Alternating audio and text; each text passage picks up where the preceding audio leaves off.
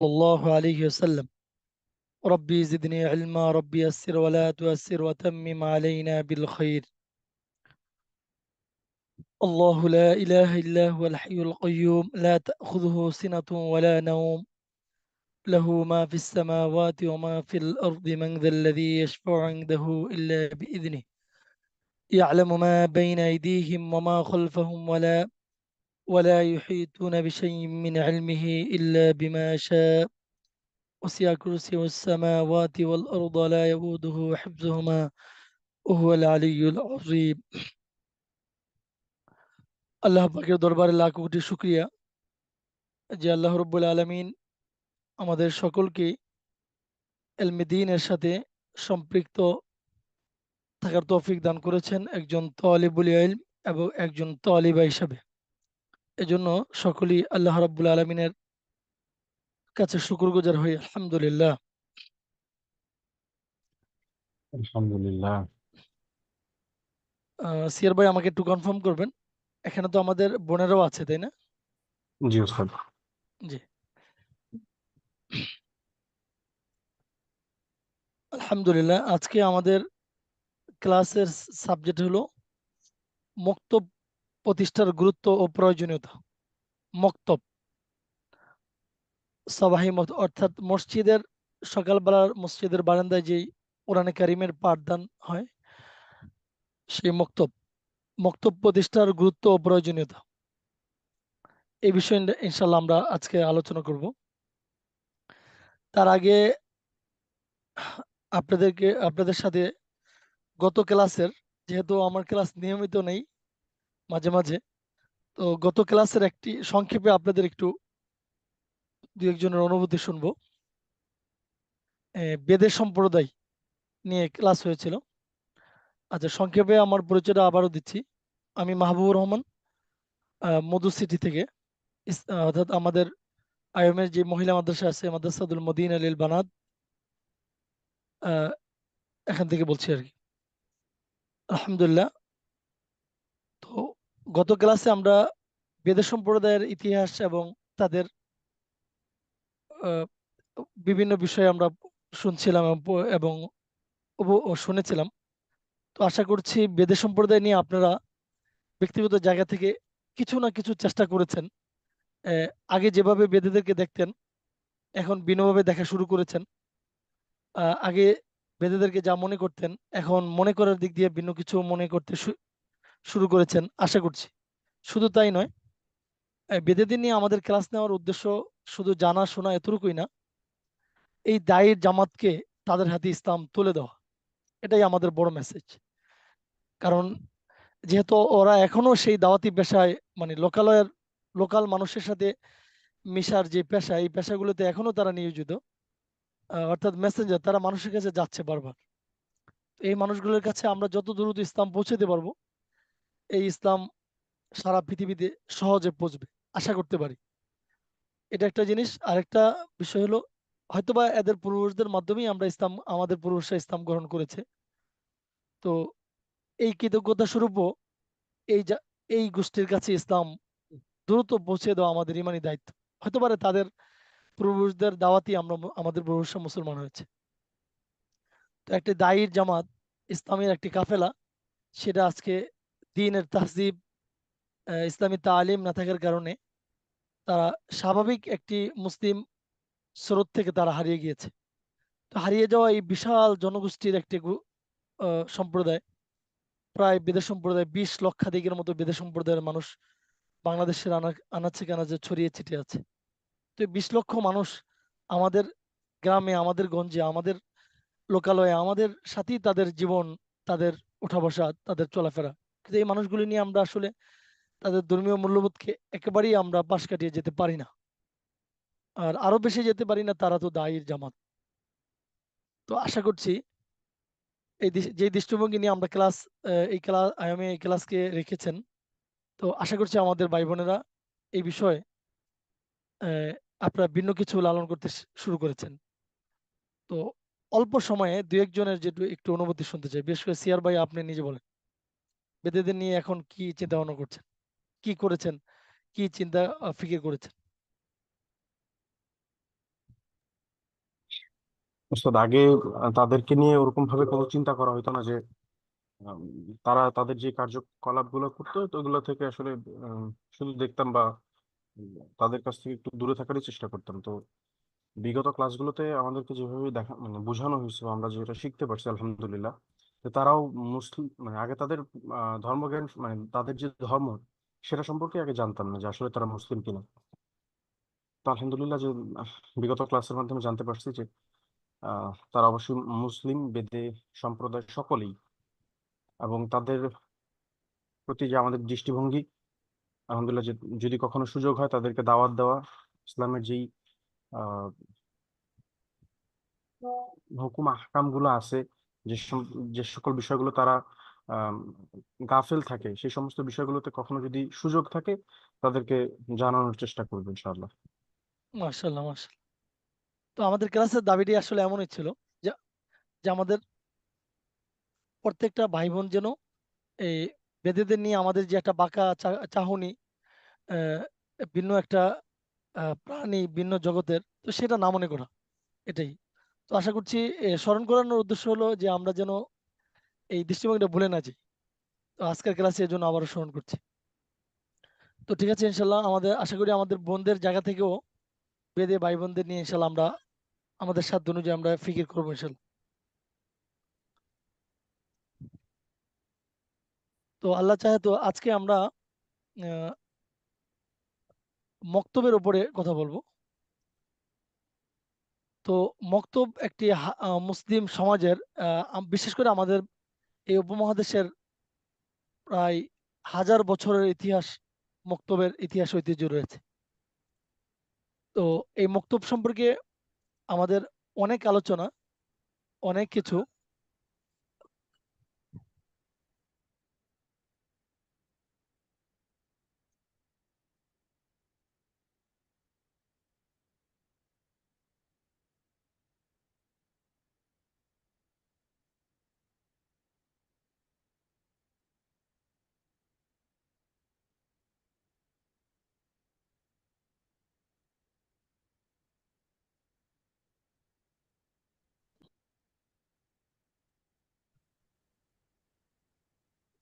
Sorry, একটু গেপে পড়ে গেছে। নবীনা মোহাম্মদ সাল্লাল্লাহু আলাইহি ওয়াসাল্লাম।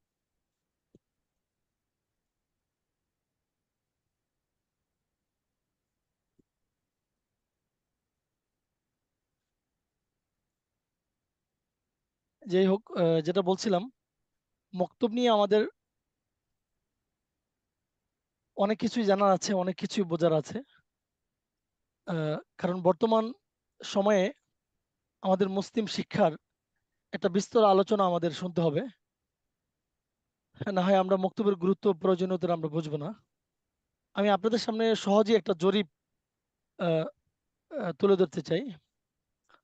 আচ্ছা, যাই হোক, মক্তব কেন্দ্রিক ক্লাস শুরু করার আগে আরেকটা বিষয় আমি আপনাদেরকে স্মরণে আনতে চাই। সেটা হলো, আমি প্রত্যেকটা ক্লাসে বরাবর এই কথাটা বারবারই বলার চেষ্টা করি এবং আপনাদের স্মরণে আনতে চাই। সেটা হলো, আমরা যেহেতু অনলাইনে ক্লাস করছি, আমাদের ক্লাসের মনোযোগ এবং উপভোগ এটা যেন কোনো গাফলতি হালতে না হয়। আমি ভাই বোনদেরকে আবারও বলছি, আমি এলমেদিনের ক্লাসের একজন তলিবুল ইলম। তো আমি এলমেদিনের জন্য যত বেশি আগ্রহী এবং যত বেশি আল্লাহর দিন এলেম শেখার জন্য আমি প্রস্তুত থাকব, আমার দিলকে আল্লাহ তাআলা তত বেশি খুলে দিবেন। এলমেদিন আসলে জোরাজুরি করে শেখার বিষয় না। এলমেদিন একবারে জোর করে শরীরে শক্তি দিয়ে অর্জন করার বিষয় না। মন মেজাজ আল্লাহ তাআলার কাছে চাওয়া পাওয়া সবকিছু একসাথেই প্রয়োজন হয়। তো আমি তো বান্দা, আমার জায়গা থেকে আমি আমার প্রস্তুতিটুকু আমি নিতে পারি, আর বাকি আল্লাহ তাআলার পক্ষ থেকে আহ, আমাকে বাকিটা আল্লাহ তাআলার পক্ষ থেকে আমি পাইতে পারি। এজন্য আমি ভাই বোনদেরকে বলবো যে আমরা যদিও অনলাইনে আছি, কোনো ওস্তাদের সামনে, আপনাদের সামনে কোনো ওস্তাদ নেই, মোবাইল ওস্তাদ অথবা ল্যাপটপ ওস্তাদ। তো এটা হয়তো একটা বস্তুগত জিনিস। তো আমরা বিষয়টাকে এভাবে না ভেবে আমি যেন এভাবেই ভাবি যে আমি তো এলমেদিনের ক্লাসে একজন ছাত্রী।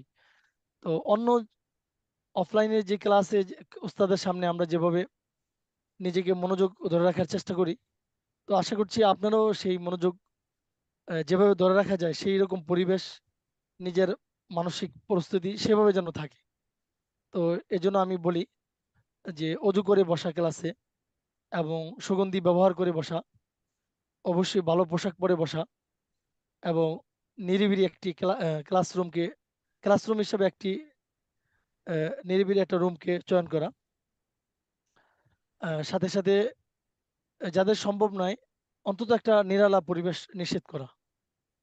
তো আশা করছি আমরা যদি এই আমলগুলি এ, প্রতিদিন লক্ষ্য করি, তো আল্লাহ চাহে তো আমরা একজন তলিবুল এলমের জন্য মোটামুটি যতটুকু প্রস্তুত হওয়া যায়, তো মোটামুটি একটা প্রস্তুতি হবে ইনশাল্লাহ। তো আল্লাহ প্রতিদিন দেখবেন যে আমার বান্দা এলমের দিন শেখার জন্য কত কষ্ট করে অজু করছে, কত কষ্ট করে জামা কাপড় ভালো জামা পড়ছে এলমের দিনের সম্মানে। তো আল্লাহ তালা বান্দার এই পরিস্থিতিগুলি দেখে ইনশাল্লাহ আমাদের জেহেন, আমাদের কলবকে খুলে দিবেন ইনশাল্লাহ। আর সবসময় দোয়া পড়া, قال رب اشرح لي صدري ويسر لي امري واحلل عقدة من لساني يفقهوا قولي। নবী মুসা আলাহিস সালামের দোয়া, একজন নবী আল্লাহ পাকের কাছে দোয়া করেছেন এলমে জবানের জন্য, নিজের আহ, এলমের ধারক বাহক হওয়ার জন্য একজন নবী।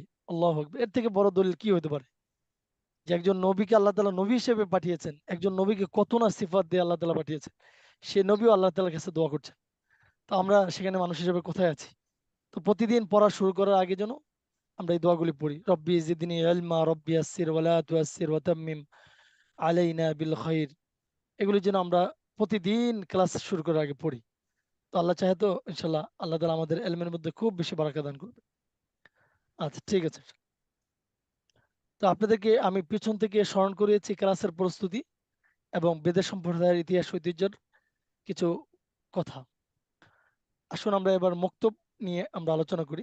তো মক্তব নিয়ে আলোচনা করার আগে বাংলাদেশের একটি ধর্মীয় শিক্ষার একটা জরিপ আপনাদের সামনে তুলে ধরতে হয় সবার আগে। তাহলে আমরা আজকের ক্লাসের একটা একটা সামারি বুঝতে পারবো যে আসলে আমরা কোথায় আছি, আমাদের সমাজ কোথায়, আমাদের রাষ্ট্র কোথায় আছে, আমরা দাবিদার মুসলিম পপুলেশন আমরা কোথায় আছি। তো আপনাদের হয়তো সবার থেকে শুনলে খুব ভালো হতো, বেশি ভালো লাগতো, তো সবার থেকে শোনার সুযোগ নেই। তো আমি আমার একটা জরিপ আপনাদের সামনে তুলে ধরছি, আশা করি আপনারা আহ, দ্বিমত হবেন না, একমতই থাকবেন। তারপরেও যদি কারো ভিন্ন মত থাকে তো মেসেজ করতে পারেন ইনশাল্লাহ। হয়তো জিজ্ঞেস করে আপনাদের থেকে নেওয়ারই বিষয় ছিল। যাই হোক, বাংলাদেশে কত পার্সেন্ট স্টুডেন্ট যারা পড়াশোনা করে না, তারা তো করেই না, যারা পড়াশোনা করে তাদের মধ্য থেকে কত পার্সেন্ট লোক মাদ্রাসায় পড়ে আপনাদের জানা আছে কিনা? বিশেষ করে 2% জানা আছে। 2%? জি। আচ্ছা, 2%।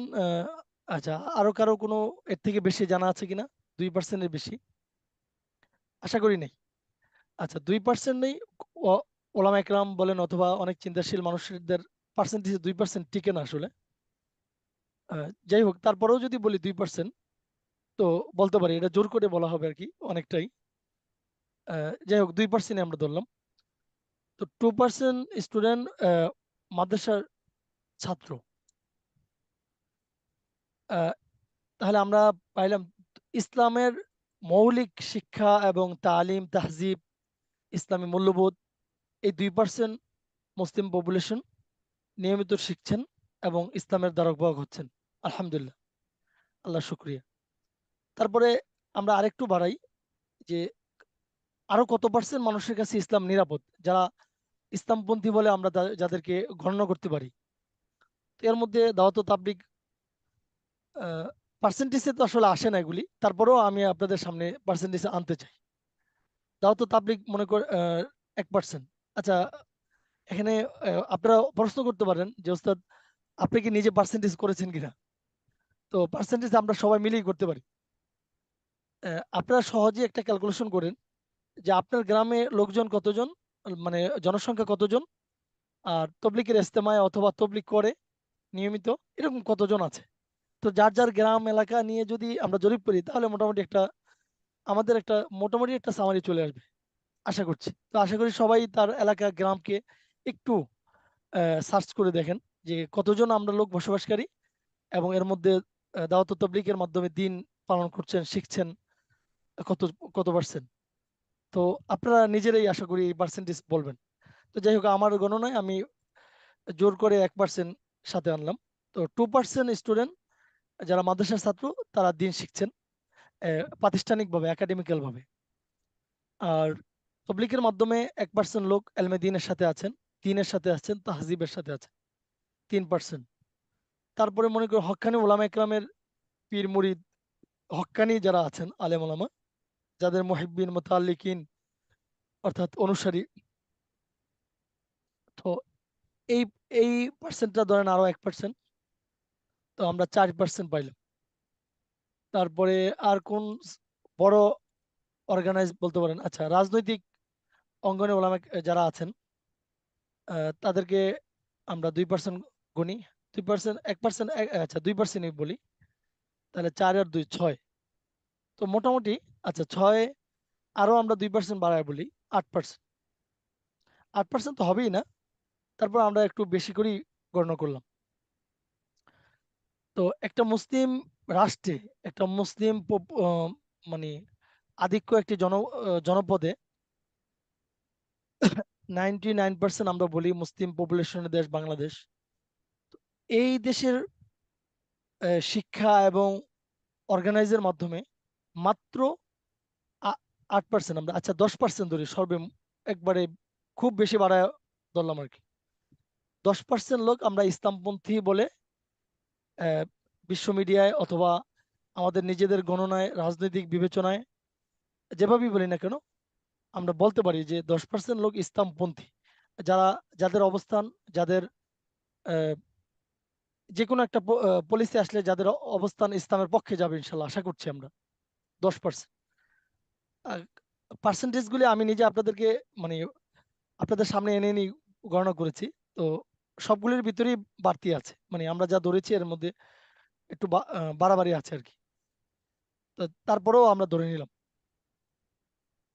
তো 10% লোক নিয়ে আমরা এতটুকু নিরাপদ থাকতে পারি যে এই 10% লোক আশা করা যায় আহ ওনারা ইসলামের ধারক বাহক এবং ইসলামপন্থী, ইসলামের সপক্ষের শক্তি। ওনাদের দ্বারা ইসলামের ক্ষতি হওয়ার সম্ভাবনা কম, নাই আর কি। এরা ইসলামের সপক্ষের শক্তি 10%। তো 10% লোক আমরা ইসলামের সপক্ষের শক্তি, ইসলামপন্থী। আলহামদুলিল্লাহ, আমাদের কাছে ইসলাম নিরাপদ, আমাদের মাধ্যমে ইসলাম চর্চা হয়। এখন এই 99% মুসলিম জনগোষ্ঠীর জনপথে যদি আমাদের 10% ইসলামপন্থী, ইসলামের সপক্ষে শক্তি থাকে, আর এই যে 90%, প্রায় 90%, এই বিশাল মুসলিম পপুলেশন, মুসলিম জনগণ, এদের তাহজিব, এদের ইমান, এদের আমল, এদের আখলাক, এদের তামাদ্দুন কোথায়, কাদের হাতে লালিত পালিত হচ্ছে, কাদের দৃষ্টিভঙ্গিতে তারা বড় হচ্ছে, কাদের মন মানসিকতা নিয়ে তারা বড় হচ্ছে, এটাই আমাদের এখন ক্যালকুলেশনের বিষয়। তো আমরা যদি আহ, স- তো আমরা জরিপের মাধ্যমে এটা নিশ্চিত হয়েছি যে আমরা মাত্র 10% লোককে আমরা ইসলামের ভাবধারার একটা পরিবেশকে নিশ্চিত মানে পেয়েছে, 10% মানুষকে। তো এখনো 90% মুসলমানের সন্তান, তাদের তাহজিব ইসলামী মূল ধারায় মূল্যবোধের সাথে নেই। তো তাদের তাহজিব মূল্যবোধ কোথায়? তাদের তাহজিব মূল্যবোধ নাস্তিক এবং ইসলামের অবিশ্বাসী, অথবা মুসলিম, তবে ওনাদের ইসলামের জানা শোনা এবং ইসলাম প্রেজেন্ট করার, নিজেই ইসলাম জানে না, সেখানে আহ, এই অন্য মানুষকে আবার ইসলাম বোঝাবে, এটা তো পরের বিষয়। তো এই বিশাল মুসলিম পপুলেশনের জনগোষ্ঠীর 90% মুসলমানের সন্তানের, মুসলিম প্রজন্মের, এদের দ্বীনি তালিম, ইসলামের শিক্ষার জায়গা কোথায় আসলে? এরা ইসলাম কোথায় থেকে শিখে? আপনারা বলতে পারেন যে ওস্তাদ, আমাদের স্কুলে তো ইসলাম শিক্ষা বই আছে। আমি ছোট্ট একটা বিশ্লেষণ করি। ইস- ইস- স্কুলের ইসলাম শিক্ষা বই, স্কুলের ইসলাম শিক্ষা বই অধিকাংশ এদেশে ডেন্স শেখার জন্য স্কুলের টিচার নিয়োগ আছে, রাষ্ট্র তার বেতন দিয়ে বেড়ায়। অর্থাৎ এদেশের মানুষ, মানে কালচার কি জিনিস আপনাদের একটু দমনীতে আনতে হবে। এদেশের মানুষ 5 ওয়াক্ত নামাজ পড়ে না, 5 ওয়াক্ত অজু করে, মানে সরি, এই যে এদেশের মানুষ 5 ওয়াক্ত অজু করে, 5 বার কমসে কম অজু করে, 5 বার নামাজ পড়ে। 99% মুসলিম জনগোষ্ঠীর একটি মানে এটা কালচার, সংস্কৃতি, একবারে যেটি বলি ধর্মীয় আইন, ধর্মীয় মানে ধর্মীয় হিসাবে তারা মানেন। দুর্ভাগ্য, এদেশের 99% মুসলিম জনগোষ্ঠীর জনপদে এই বিশাল মুসলিম জনগোষ্ঠী নিজেরা 5 ওয়াক্ত নামাজ পড়ে, 5 বার অজু করে, কিন্তু এই অজু নামাজ শিক্ষা এদেশের কালচারের অংশ এখনো হতে পারেনি। আর এদেশের কালচার হয়েছে, এদেশের মানুষ সবাই নাচ পছন্দ করে না। 90 ভাগ তো দূরের কথা, 5 মানে 50% লোকও পাওয়া যাবে না যারা নাচ ড্যান্স পছন্দ করে এবং প্রতিদিন করে এবং একাধিকবার করে, এটা খুঁজে পাওয়া যাবে না। তো এদেশের মানুষ 5 বার ড্যান্স করা তো দূরের কথা, দিনে একবার করা তো দূরের কথা, মাসে জীবনও অনেক, মানে 50% হবে মানুষ যে যারা লাইফে এগুলি পছন্দই করেন।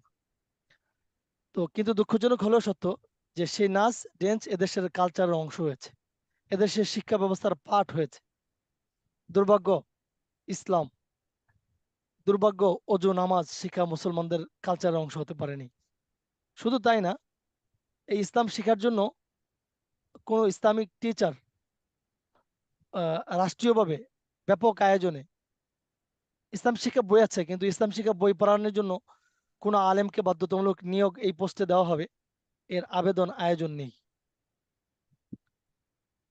ইসলাম শিক্ষা বইয়ের কিছু মৌলবী পদ ছিল আগের উচ্চ মাধ্যমিক বিদ্যালয়গুলোতে, এখন আর নেই, এগুলো হারিয়ে গেছে। যাই হোক, তো মুসলিম যে ইসলাম শিক্ষা বই আছে, এই ইসলাম শিক্ষা বই অধিকাংশ অনেক স্কুলে হিন্দু স্যাররা পড়ায়। কারণ স্কুলে টিচার নেই, পরীক্ষা পাশ করতে হবে, হিন্দু স্যাররা পড়ায়। এই ইসলাম শিক্ষা বই এমন মুসলিম স্যাররা পড়ায় যেই মুসলিম স্যার নিজেই অজুর ফরজ 4টি সে নিজে জানে না। তো যেই মুসলিম অজুর ফরজ 4টি নিজে জানে না, ওই মুসলিমের হাতে ইসলাম শিক্ষা বই পড়ে এদেশের মুসলমান কোন ইসলাম জানতে পারে, কোন ইসলাম জানে, এটা আপনাদের কাছে আমার প্রশ্ন। শুধু তাই নয়, বহুবার ওলামা ইকরাম আন্দোলন করেছে, এই ইসলাম শিক্ষা বইয়ে মাঝে মাঝে চলে আসে, ভুলে চলে আসে মূর্তির নামে গরু জবাই করা হালাল, নাউজুবিল্লাহ মিন জালিক। একবার ওলামা ইকরামকে এই বিষয়ে আন্দোলন করতে হয়েছে এদেশে। তার মানে রাষ্ট্রীয় কর্ণধার যারা আছে, যারা শিক্ষা ব্যবস্থাকে চালায় পরিকল্পিতভাবে, আহ, মানে বিএনপি সরকার, আওয়ামী লীগ সরকার, অমুক সরকার তমুক সরকার, এটা বলার কিছু নেই। এটা সেই ব্রিটিশদের থেকেই বলছি। আজও পর্যন্ত জাতীয় এই রাষ্ট্রের জনগণের, এদেশের মুসলিম পপুলেশনের ট্যাক্সের টাকায় এই রাষ্ট্র চলে। এই রাষ্ট্রের বরাদ্দে, রাষ্ট্রীয় বরাদ্দে ইসলাম শিক্ষার একটা গণমুখী চর্চা আজও কোনো সরকারের কোনো আমলই কখনই সম্ভব হয় নাই এবং হওয়ার বাস্তবতাও নেই। কেউ হয়তো এই ষড়যন্ত্রটা বেশি করেছে, মানে বিদেশিদেরকে বেশি খুশি করেছে, কেউ কম করেছে, কিন্তু সবাই সব আমলই এটার যথার্থ চেষ্টা করা হয়েছে যে ইসলামপন্থী গণমুখী মুসলমান যেন ইসলামের শিক্ষা থেকে দূরে থাকে, ইসলাম যেন এরা অস্পষ্ট জানে, স্পষ্ট ইসলাম যেন না জানতে পারে। যেহেতু দেশ মুসলমানদের, এই মুসলমানদের তো আসলে বুঝ না দিয়ে চলা যায় না। এই ব্রিটিশ সরকার আমাদের দেশে যে আলিয়া মাদ্রাসা আছে, এই আলিয়া মাদ্রাসাগুলি ব্রিটিশ সরকারের প্রতিষ্ঠিত। এই আলিয়া মাদ্রাসার প্রতিষ্ঠার উদ্দেশ্য হলো, এখন এই আলিয়া মাদ্রাসার হিস্ট্রিটা একটু না বললে নয়, তাহলে আমরা বুঝতে পারবো যে আমাদের সরকার প্রধানরা যতটুকু ইসলামের পিছনে চেষ্টা করেছে, অথবা আমরা আত্মতৃপ্তিতে ভুগি অনেকেই, সেটা যে কত দুর্বল সেটাই শুধু একটু আপনাদের সামনে আনা আলিয়া মাদ্রাসার ইতিহাস বলার মাধ্যমে। ব্রিটিশ সরকারের, যেখানে ব্রিটিশ সরকার এদেশের মুসলমানদের হাজার হাজার ধর্মীয় সম্পত্তি বাজেয়াপ্ত করেছে, শত শত মুসলমানদের আহ, তাহজিব সেন্টারগুলি, কোরআনী শিক্ষা সেন্টারগুলি, মসজিদ মাদ্রাসা, শত শত হাজার হাজার মাদ্রাসা বন্ধ করে দিয়েছে উপমহাদেশে। সেই ব্রিটিশদের অর্থায়নে, রাষ্ট্রীয় অর্থায়নে আবার কিভাবে আলিয়া মাদ্রাসা চালু হয়? তো ব্রিটিশরা দেখলো যে মুসলমানদের মাদ্রাসা তো ইসলাম শিক্ষার কেন্দ্রগুলি বন্ধ করে দেওয়া হয়েছে, কিন্তু দিন দিন মুসলমানরা নিজেদের জিহাদি চেতনা এবং এই মানে কোরআন শিক্ষার মাধ্যমে গোপনে যেভাবে তারা এগিয়ে যাচ্ছে এবং শত শত বিশাল মুসলিম পপুলেশনকে প্রভাবিত করছে। তো এটা যদি আসলে ওনাদেরকে সামনে যদি ভিন্ন বিকল্প কিছু না আনা যায়, তাহলে ওনাদের ব্যক্তিগত আয়োজনে যেই গোপনে ইসলামের ব্যাপক চর্চা হচ্ছে, আর সেখানে কোরআনের জিহাদের আয়াতগুলিকে এমন বেশি প্রায়োরিটি দেওয়া হচ্ছে এবং মানুষকে বোঝানো হচ্ছে, মানুষ বেশি প্রভাবিত হচ্ছে, এটা যদি চলতে থাকে তাহলে ব্রিটিশরা এদেশে বেশি দিন থাকতে পারবে না। তখন তারা চিন্তা করলো যে ঠিক আছে, তাহলে মুসলমানদের এই ধর্মীয় শিক্ষার একটা পাঠশালা চালু করতে হবে। সেখানে সব ইসলামের অনেক কিছু থাকবে, কিন্তু জিহাদের আয়াতগুলি থাকবে না। এবং ধীরে ধীরে ধীরে ধীরে ধীরে আহ, প্রথম অনেক কিছুই ঢুকিয়েছে, পরে তৎকালীন মুসলমানরা কিছুটা মেনে নিয়েছে, কিছুটা বিদ্রোহ করেছে, তখন আবার বলছে যে ঠিক আছে, জিহাদি আয়াত কিছু থাকবে, কিছু থাকবে, থাকবে না। তো তাদের মূল থিঙ্কিংটা ছিল যে মুসলমানরা এখানে ইসলামের কিছু কিছু জ্ঞান জানবে, আর ব্রিটিশদের অফিস আদালত চলতে যে পরিমাণ জ্ঞান দরকার এই জ্ঞানগুলি থাকবে, আর ধর্মীয় জ্ঞান কিছু কিছু থাকবে, আর জিহাদি আয়াত থাকবে না। মূল কনসেপ্ট হলো যে মুসলমানদেরকে তাদের মতো করে তাদের ধর্মশিক্ষার উপরে ছেড়ে দেওয়া যাবে না। তাদেরকে আমাদের হাতে এনে জিহাদি মুসলিম তরুণরা যেন জিহাদের সম্পর্কে উদ্বুদ্ধ না হয়, জিহাদ সম্পর্কে যেন তাদের একটা কুলুষিত, একটা অস্পষ্ট ধারণা থাকে, ব্রিটিশদের বিরুদ্ধে যেন একটা মানে মানে ইয়া না হয়, মানে উত্তেজিত না হয়ে যায়। তো এই জন্য এই মাদ্রাসায় রাষ্ট্রীয় অর্থায়ন চলবে। এই মাদ্রাসায় অফিস আদালত চলতে যেই জ্ঞান দরকার সেই জ্ঞানও থাকবে, এবং ধর্মীয় জ্ঞান থাকবে, কিন্তু যেই ধর্মীয় জ্ঞান দিয়ে ব্রিটিশদের কোনো ক্ষতি হবে না, অতটুকু ধর্মীয় জ্ঞান থাকবে। আর নাম হলো মাদ্রাসা। তো ব্রিটিশরা সেই এমনকি এই আলিয়া মাদ্রাসা প্রতিষ্ঠার পর থেকে প্রায় পঞ্চম না সপ্তম যেন, এই পর্যন্ত এর প্রিন্সিপাল ছিল খুদ খ্রিস্টান। খ্রিস্টান ধর্মগুরুরা এই প্রতিষ্ঠানের প্রিন্সিপাল ছিল, যাতে করে এদের এজেন্ডার বাহিরে মুসলিম কোনো এজেন্ডা যেন না ঢুকে যায়, মানে ওরা যেই দৃষ্টিভঙ্গি নিয়ে আলিয়া মাদ্রাসা প্রতিষ্ঠা করেছে তার যেন ব্যত্যয় না ঘটে। তো আশা করছি রাষ্ট্রীয় আয়োজনে মাদ্রাসা প্রতিষ্ঠা করা, মাদ্রাসা চালানো, আর সেই মাদ্রাসায় ইসলামের কি হয় সেটা ব্রিটিশরা নমুনা স্বরূপ দেখিয়ে দিয়েছে, যে মাদ্রাসা চালাইতে হবে, না চালাইলে মুসলমানরা ভিন্ন পন্থায় তাদের ধর্ম চর্চা করবে, ধর্মীয় শিক্ষা নিবে, কিন্তু সেই শিক্ষায় আমাদের জন্য শুভকর হবে না। তো ঠিক আমাদের সরকার প্রধান যারাই হয়েছে, তো ব্রিটিশদের 100% পদাঙ্ক অনুসরণ করেছে। তারা যে মুসলিম পপুলেশনের মুসলমানদের রাষ্ট্রের মুসলিম জনগণের নেতা, এই পরিচয় আমাদের এই রাষ্ট্র স্বাধীন হওয়ার পাকিস্তান আমল বলেন, আহ, যখন ব্রিটিশরা চলে যায় তখন পাকিস্তান পবিত্র ভূমি, মুসলমানরা চেয়েছিল ব্রিটিশদের কাছে যে আমরা পবিত্র ভূমি চাই। পাকিস্তান অর্থ হইল পবিত্র ভূমি, যেই ভূমিতে নির্বিঘ্নে, ওপেন, একবারে কোনো বাধা ছাড়া কোরআন সুন্নাহ অনুযায়ী রাষ্ট্র চলবে, এবং সেই পবিত্র ভূমিতে মুসলমানরা বসবাস করবে। সেই মুসলমানদের দাবিতেই মূলত প্রতিষ্ঠিত হয়েছিল পবিত্র ভূমি পাকিস্তান। দুর্ভাগ্য, কালের পরিহাসে ব্রিটিশরা যাদের হাতে রাষ্ট্র বুঝিয়ে দিয়ে যায়, যদিও অনেক ওলামা একরামের সেখানে রক্ত, অনেক আত্মত্যাগ ছিল, কিন্তু ব্রিটিশরা যাদের এই মোহাম্মদ আলী জিন্নাহ সহ যে সমস্ত নেতাদের হাতে এই পাকিস্তানকে বুঝিয়ে দিয়ে যায়, এরা সবাই ব্রিটিশদের প্রতিষ্ঠানে, অর্থাৎ 100% সেকুলার মুসলিম ছিল তারা, ব্রিটিশদের লালিত পালিত এরা পোষা ছিল আর কি। এই পোষাদের হাতেই এদেশের পবিত্র ভূমি মুসলমানদের দাবি অনুযায়ী মুসলমানদের ভূমি তুলে দিয়ে যায়। এই রাষ্ট্র যখন জন্ম হয়, এখনো পাকিস্তানের সংবিধানে, আপনারা যদি পাকিস্তানের সংবিধান পড়েন তাহলে পাবেন, পাকিস্তানের সংবিধানে লা ইলাহা ইল্লাল্লাহ মুহাম্মাদুর রাসূলুল্লাহ।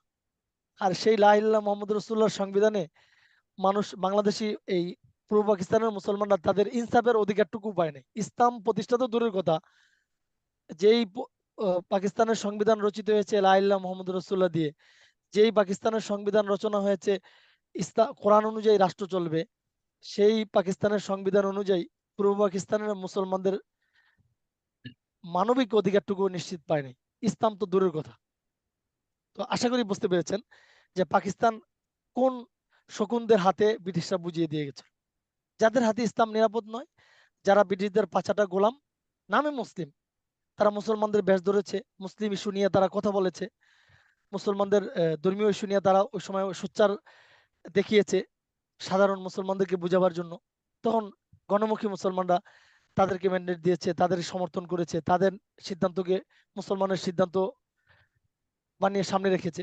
তো সেই গাদ্দাররা যখন রাষ্ট্র ক্ষমতা হাতে পেয়েছে, ফাইনালি তারা ওই ব্রিটিশদের যেই কলাকৌশল ছিল সেই কৌশলই তারা রাষ্ট্রকে পরিচালনা করে আসছে আজও পর্যন্ত।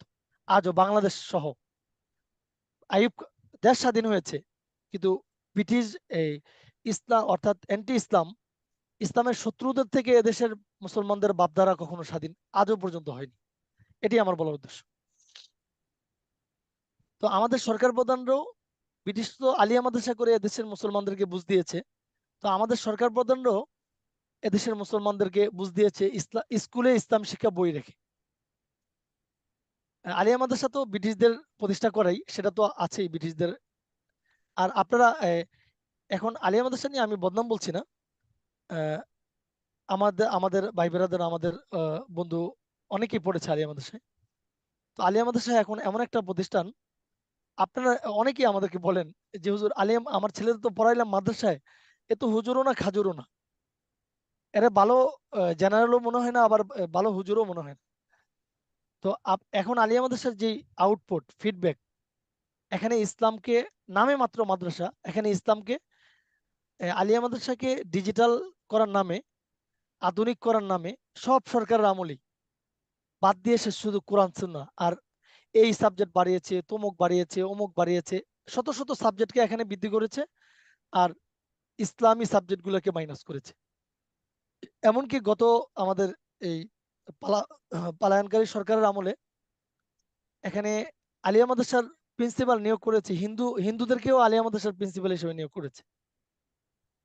দুর্ভাগ্য, মানে আমাদের কত কোথায় গিয়ে ঠেকেছে।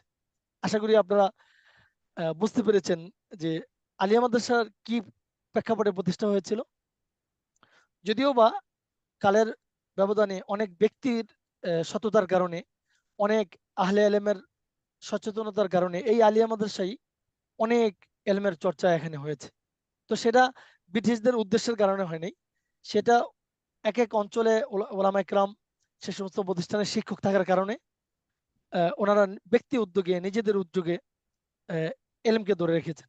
যেমন অনেক মাদ্রাসায় উসুল শাসি নামে আমাদের ফেকার একটি কিতাব আছে। এই কিতাব সরকারি সিলেবাস অনুযায়ী 10 পৃষ্ঠা পড়তে হয়।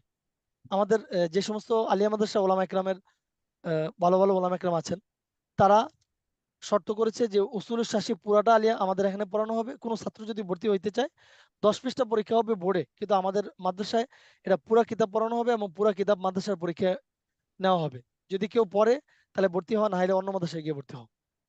অর্থাৎ তারা এলএমকে সামনে রেখে, সিলেবাসকে জাস্ট সিলেবাসের জায়গায় রেখেছে, নিজেদের এলএমকে সামনে রেখে অন্য অন্য বাড়তি কিতাবও পড়াচ্ছে। তো এই আলিয়া মাদ্রাসার আঙ্গিনায়ও অনেক বড় বড় আলেম তৈরি হয়েছে। তো সেটা ব্রিটিশদের দৃষ্টিভঙ্গির কারণে হয়নি, সময়ের ব্যবধানে, কালের বিবর্তনে অনেক ওলামা একরাম নিজেদের একটু স্বাধীন মনোভাবের কারণে, তাদের দৃষ্টিভঙ্গি থাকার কারণে অনেক আলিয়া মাদ্রাসায় এমনটা ভালো কিছু হয়েছে আলহামদুলিল্লাহ। এখনো এরকম কিছু আলিয়া মাদ্রাসা এখনো বাংলাদেশে আছে, যে সমস্ত মাদ্রাসাগুলোর আমল, আখলাক, ইলম আলহামদুলিল্লাহ সরকারি সিলেবাসের বাইরে গিয়ে ওনাদের ব্যাপক চর্চা আছে। তো আমি একবার দাঁড়াওভাবে বলছি না যে আলিয়া মাদ্রাসা কিছুই হচ্ছে না, এরকম কিছু না। তবে হ্যাঁ, ব্রিটিশদের উদ্দেশ্যটা যেটা আছে গণহারে যদি বলি, সেটাই এখনো আছে। কিছু কিছু মাদ্রাসা নিজেদের চিন্তা চেতনার কারণে ধরে রেখেছে। তার মধ্যে আমরা বলতে পারি সারসিনা, তারপরে নাসারিয়া, জালকাঠি, এই মাদ্রাসাগুলি আলহামদুলিল্লাহ। আরো মাদ্রাসা আছে, নোয়াখালীতে কিছু মাদ্রাসা আছে, আলহামদুলিল্লাহ ওনারা অনেক কিছুই ধরে রেখেছে। তো যাই হোক, যেটা বলার, তো ব্রিটিশদের উদ্দেশ্যগুলি ছিল ঠিক এরকম। তো আমরা, ব্রিটিশরা তো চলে গেছে, তো আমাদের রাষ্ট্রপ্রধান যারাই হয়েছে তারা 100% ব্রিটিশদের অনুসারী ছিলেন, আছে এখনো। এটা আমরা আমাদের শিক্ষা সিলেবাস অনুযায়ী আমরা বুঝতে পারি। শিক্ষা কাকে বলে?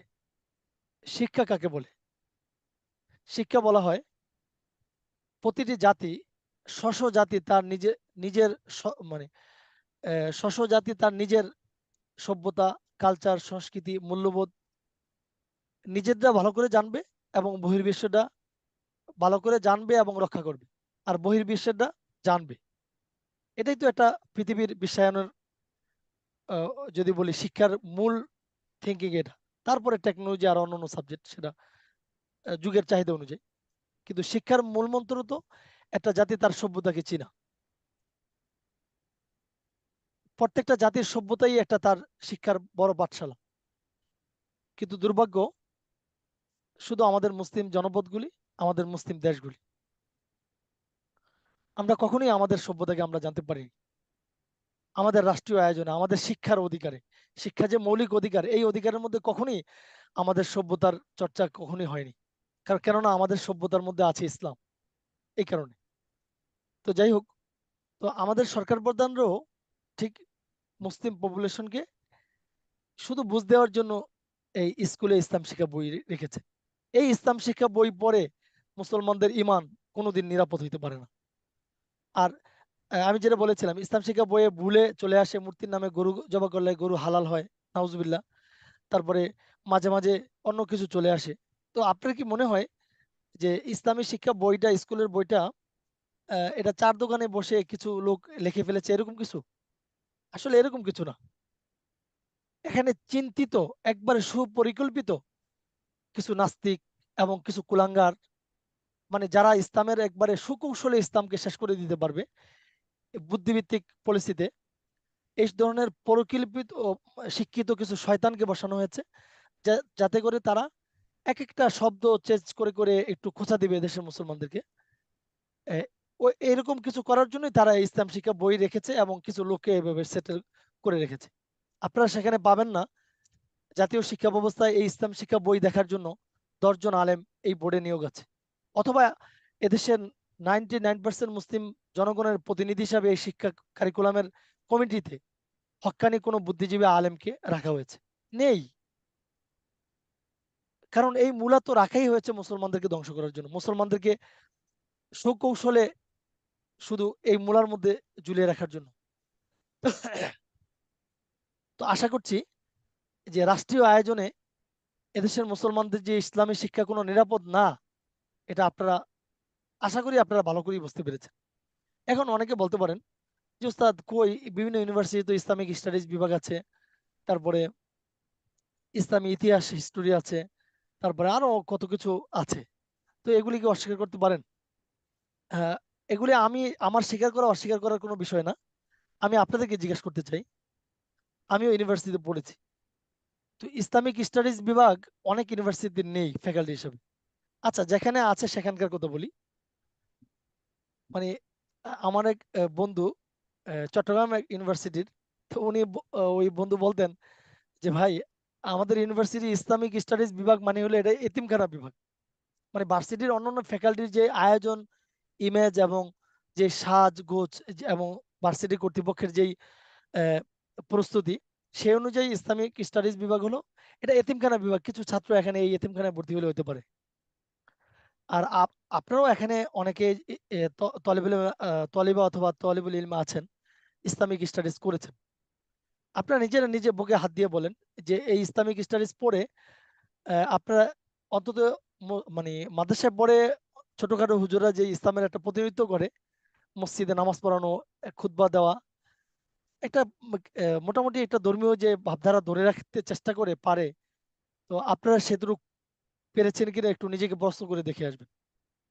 তো এবং সেখানে কত পার্সেন্ট লোক পড়ে এবং কয়টা ভার্সিটি বা সেই আয়োজন রেখেছে। যাই হোক, সেটা খুবই সামান্য, খুবই স্বল্প। এবং এই ইসলামিক স্টাডিজ পড়ে কোনো মুসলিম ছেলে একটা মুসলমানদের একটা ধর্মীয় নেতার নেতৃত্ব দেওয়ার যোগ্যতা রাখে না। এটা বাস্তবতা, আপনারা মিলিয়ে নেবেন।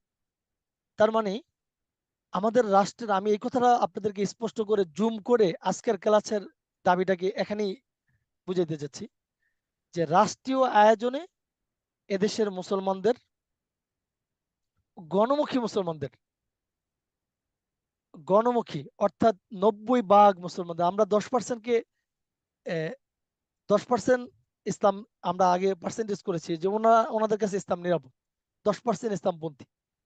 আর এই যে 90 ভাগ মুসলমানের কাছে মুসলমানদের তাহজিব, ইসলামী শিক্ষা, এ, ব্রিটিশদের থেকে এই পর্যন্ত কোন সরকারের আমলে কোন রাষ্ট্রীয় অর্থায়নে রাষ্ট্রের কর্ণধার এবং রাষ্ট্রের এই শক্তির কাছে ইসলামী শিক্ষা কখনোই নিরাপদ ছিল না, কখনোই নিরাপদ নেই, এখনো নিরাপদ নেই।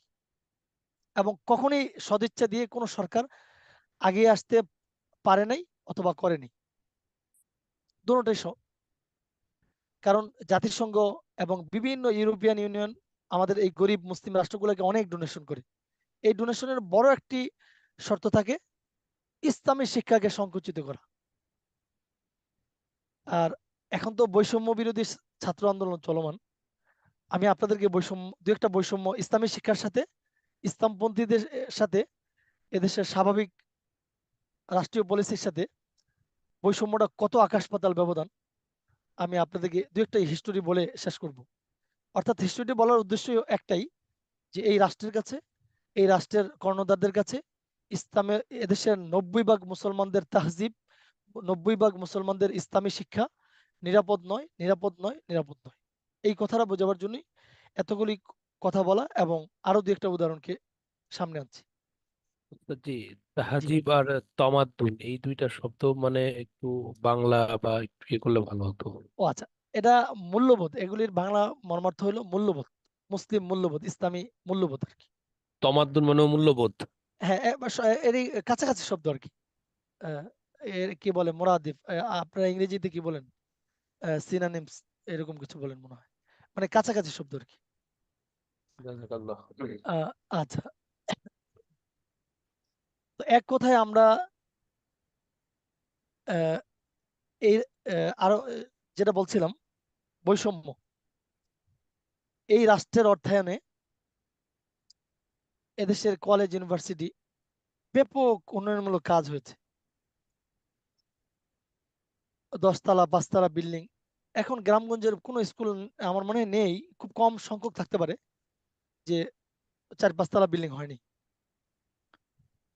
এমনও স্কুল অনেক আছে যেখানে মাত্র একটা ফ্লোর 2টা ফ্লোর ব্যবহার হয়, এরপরে বাকি ফ্লোর ব্যবহার করার মতো ছাত্র স্টুডেন্ট ওখানে নেই, কিন্তু বিল্ডিং, ব্যাপক বিল্ডিং রাষ্ট্রীয় আয়োজন হয়েছে। আর সেই রাষ্ট্রের জনগণেরই যারা ওই ওই যে 2% হয়েছে, ওই যে আমাদের মতো দাড়ি টুপিওয়ালা হয়েছে যারা, সেখানে শীতের সময় প্রতি বছর শীতের সময় যখন সফরে যাই, বিভিন্ন মাদ্রাসায় গেলে চোখের পানি নিয়ে আসতে হয়েছে অনেক সফরে। আহ, একাধিক সফরে আমার এমন হয়েছে, মাদ্রাসায় গিয়ে যখন বাচ্চাগুলি দেখি যে ফ্লোরে পড়ে কোন শীতের মধ্যে হ্যাবসখানার মধ্যে, অনেকবার চোখের পানি নিয়ে আসতে হয়েছে যে আল্লাহ, কোন দেশে কোন রাষ্ট্রে বসবাস করি, যেই কোরআনের ছাত্ররা আমাদের বাংলাদেশ বিশ্বের বহির্বিশ্বে 1 নম্বর 2 নম্বর বাংলাদেশকে উঁচু করে নিয়ে আসে কোরআনের প্রতিযোগিতা দিয়ে, আর সে দেশের কোরআনের সন্তানেরা এই কার্পেট ছাড়া, এমন ঘর যে ঘরে ওয়াল নেই, টিনের উপর দিয়ে বাতাস, নিচে দিয়ে ঠান্ডা বাতাস, নিচে কার্পেট নেই, সেখানে বসে বসে এই কোরআনের ছাত্ররা এলমে দিন শিক্ষা গ্রহণ করছে। হাজার হাজার মাদ্রাসার চিত্র, নেই টয়লেট, নেই রুম, রুম থাকলে ভালো বেড়া নেই, না হয় ছাদ নেই, কত কিছু নেই। এটা আমাদের দেশের চিত্র। তারপরেও আপনারা বলতে পারেন সরকার তো মাঝে মাঝে বরাদ্দ দেয় বিভিন্ন কিছু ধর্মীয় প্রতিষ্ঠানের জন্য। আহ, আমরা যে এই ভিক্ষুকরা আসলে যে খয়রাত দেই, আমাদের সম্পদের কত পার্সেন্ট দিই কেউ বলতে পারেন? এখানে কোনো পার্সেন্টেজ হয়? এক মুষ্টি চাউলের মধ্যে কোনো পার্সেন্টেজ হয় কোনো সম্পদের? না উস্তাদ জি। তো আমাদের রাষ্ট্রের আহ, শুধু রাষ্ট্রের কোষাগার তো বাদ দেই, অলরেডি আমাদের এদেশের মুসলমানরা যেই সম্পত্তি দান করেছে অক্ফ স্টেটে, মানে ধর্ম মন্ত্রণালয়ের যে অক্ফ স্টেটে, অক্ফ বোর্ডে যেই পরিমাণ মুসলিম এদেশের মুসলমানরা ইসলামী কাজে ব্যবহার করার জন্য যেই পরিমাণ অক্ষ সম্পত্তি আছে মুসলমানদের, সরকারের কোনো আয় ব্যয় বলছি না, মুসলমানরা যেই সম্পত্তিগুলি দিয়েছে ইসলামের জন্য, সেই সম্পত্তিগুলো থেকে যেই পরিমাণ আয় আসে, শাহজালাল শাহজালাল রহমতুল্লাহ মাজার, তারপর আরো বিভিন্ন মুসলিম, তো শাহজালাল কি আমাদের বাংলাদেশ সরকারের কোনো ইনভেস্টার প্রজেক্ট নাকি, আয়ের প্রজেক্ট নাকি এটা? না একজন ওস্তাদ জি। একজন বুজুর্গ ওখানে মানুষ যায় দান করে, তো সেটা সরকারের টেন্ডার দিয়ে অর্থ কালেকশন করছে। এরকম অসংখ্য মুসলমানদের ধর্মীয় স্থাপনা আছে যেখানে সরকার কোটি কোটি টাকা সেখানে আয় করছে। সেই টাকাগুলি ভিক্ষা হিসাবে বিভিন্ন সময় মসজিদে কিছু কিছু করে পাঠানো হয়। তাও আবার সেখানে তো দুর্নীতির কথা তো বাদই দিলাম, সেটা তো সে দুর্নীতির লুট তো আছেই, সেটা তো আছেই। আবার পাগলা মসজিদের বিভিন্ন সময় আপনারা খবর টেলিভিশনে দেখেন। তো এইগুলি মুসলমানদের ধর্মীয় কাজে, এই সম্পত্তি, এই টাকা মুসলমানদের ধর্মের জন্যই দেওয়া, স্বেচ্ছায় দেওয়া। কিন্তু রাষ্ট্রীয় আয়োজনে যদি আমরা ক্যালকুলেশন করি, মানে ওই যে খয়রাত যদি এসে থাকে, সেটা ওই ওই এক মুষ্টি চাউল ভিক্ষা দেওয়ার মতো। আমাদের অক্ফ স্টেটের সম্পত্তি এখানে বেশি আর কি। তো রাষ্ট্রীয় কোষাগার থেকে যদি আসে থাকে, খুবই সামান্য। তার মানে এই রাষ্ট্র মুসলমানরা চালাইতে পারে, কিন্তু মুসলমানদের চাবিকাঠিতে, মুসলমানদের দেমাগে চলে না। আর ব্রিটিশরা এই শিক্ষা নিয়ে এত এদের, অর্থাৎ ইসলামের এন্টি ইসলামদের, এই ইসলাম মুসলমানদের এই শিক্ষা নিয়ে এত অ্যালার্জি কেন? ইসলাম অনুযায়ী রাষ্ট্র চালাইতে পারবেন না, এই কথা ঠিক আছে, আরো অনেক কিছু ঠিক আছে, মানে তাদের দাবির মধ্যে, মানে তারা যেটা চায় যে ইসলাম অনুযায়ী রাষ্ট্র চলে, গণতন্ত্র হারিয়ে যাবে, তো মুসলমান এই সেই, তো সেটা রাষ্ট্র পরিচালনার একটা ব্যাপার হইতে পারে, কিন্তু সেটা তো ইসলামের শিক্ষার সাথে শত্রুতা থাকার বিষয় না। শিক্ষা তো শিক্ষাই। তো এটার কারণ হলো, এখন আমাকে একটু টানতে হচ্ছে গণতন্ত্র, সমাজতন্ত্র, আরো যত তন্ত্রমন্ত্র আছে। ইসলাম যে একটি সর্বজনীন, ইসলাম কোনো ধর্মের নাম নয়। ইসলাম আমরা অন্য 2-4-5টা ধর্মের সাথে ইসলামকে আমরা ধর্ম হিসাবে রূপ দিয়েছি, কিন্তু ইসলাম আসলে ধর্মের নাম নয়। এই জিনিসটা আমাদেরকে ক্লিয়ার হতে হবে।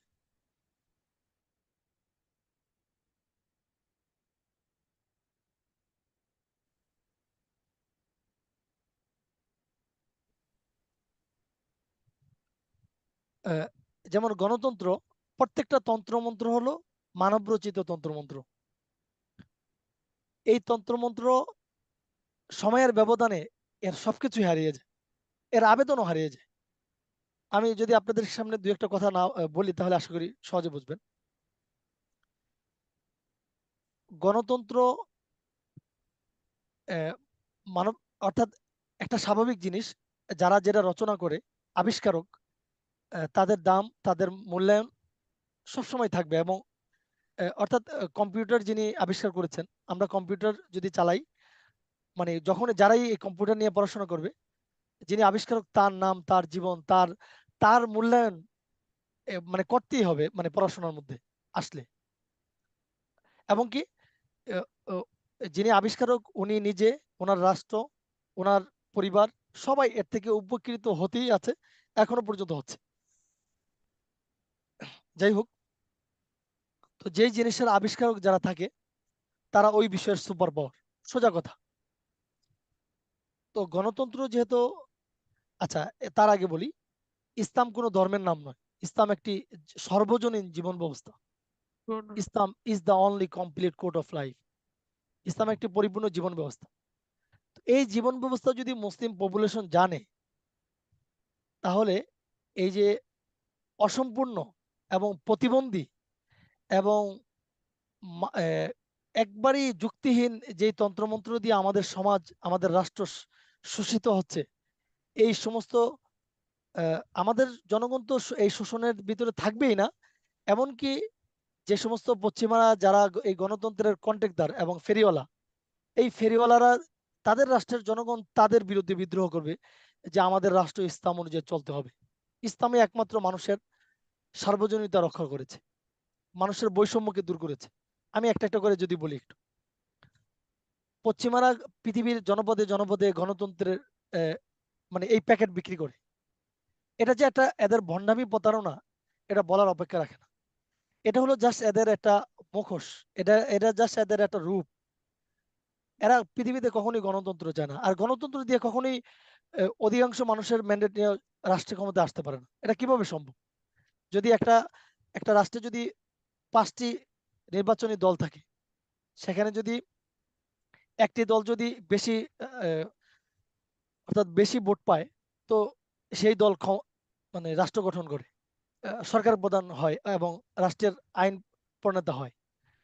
তো অধিকাংশ আর বাকি বিরোধী দলের সবাই যদি ঐক্যবদ্ধ হয় তাহলে তো এই দল ক্ষমতায় আসবে না। অর্থাৎ যেই দলকে আমরা বলছি যে বেশি ভোট পেয়েছে, মানে এটা তো কখনোই আসলে একটা মানে যুক্তিসঙ্গত পলিসি হয় না। যদি আমরা ভোট মানে অধিকাংশ জনগণের মতকে বলি, তো গণতন্ত্র অনুযায়ী কখনোই অধিকাংশ জনগণের মত আসে না। এই বিভিন্ন দলের যেই দল বেশি পায়, দুই দল মিলে একটু বেশি পায়, তারাই ক্ষমতায় আসে। অথচ মত তো এখানে ভিন্ন ভিন্ন। তো যেটা বলছিলাম, পশ্চিমারা যে গণতন্ত্র আসলে এটা ওদের রূপ নয়, মানবাধিকার এগুলি যে ওদের রূপ নয়, সরি এগুলি ওদের একটা রূপ, কিন্তু এগুলি ওদের হাকিকত নয়। এটা আমরা সহজে বুঝতে পারবো হলো এই ওরা যে সমস্ত রাষ্ট্রগুলি দুর্বল এবং তাদের শোষণ নীতি চালাইতে পারবে, চালানোর প্রয়োজন আছে, সেখানে গণতন্ত্রের এই বীজ দিয়ে পুরো রাষ্ট্রকে দুই ভাগে বিভক্ত করে রাখবে। এটা হলো তাদের প্রথমত একটা ফর্মুলা।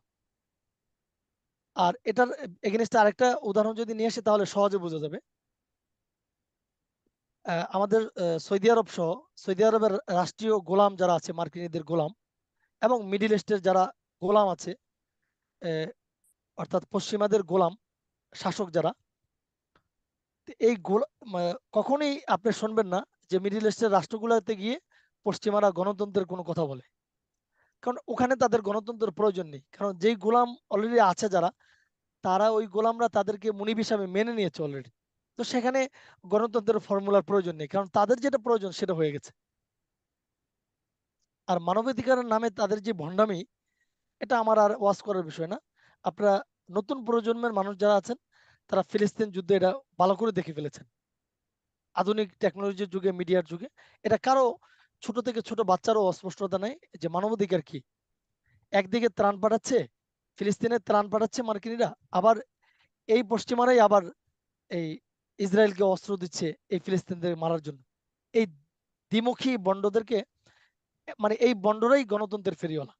আর এদের গণতন্ত্রের রূপ কি, এটাই দেখার বিষয়। তো এরা যে সমস্ত নিরীহ রাষ্ট্রগুলো আছে, স্বাভাবিক গতি অনুযায়ী যে রাষ্ট্রগুলি চলমান, গরিব অর্থনীতি, এই রাষ্ট্রগুলোর মাঝে এরা মোটা অঙ্কের ডোনেশন করে।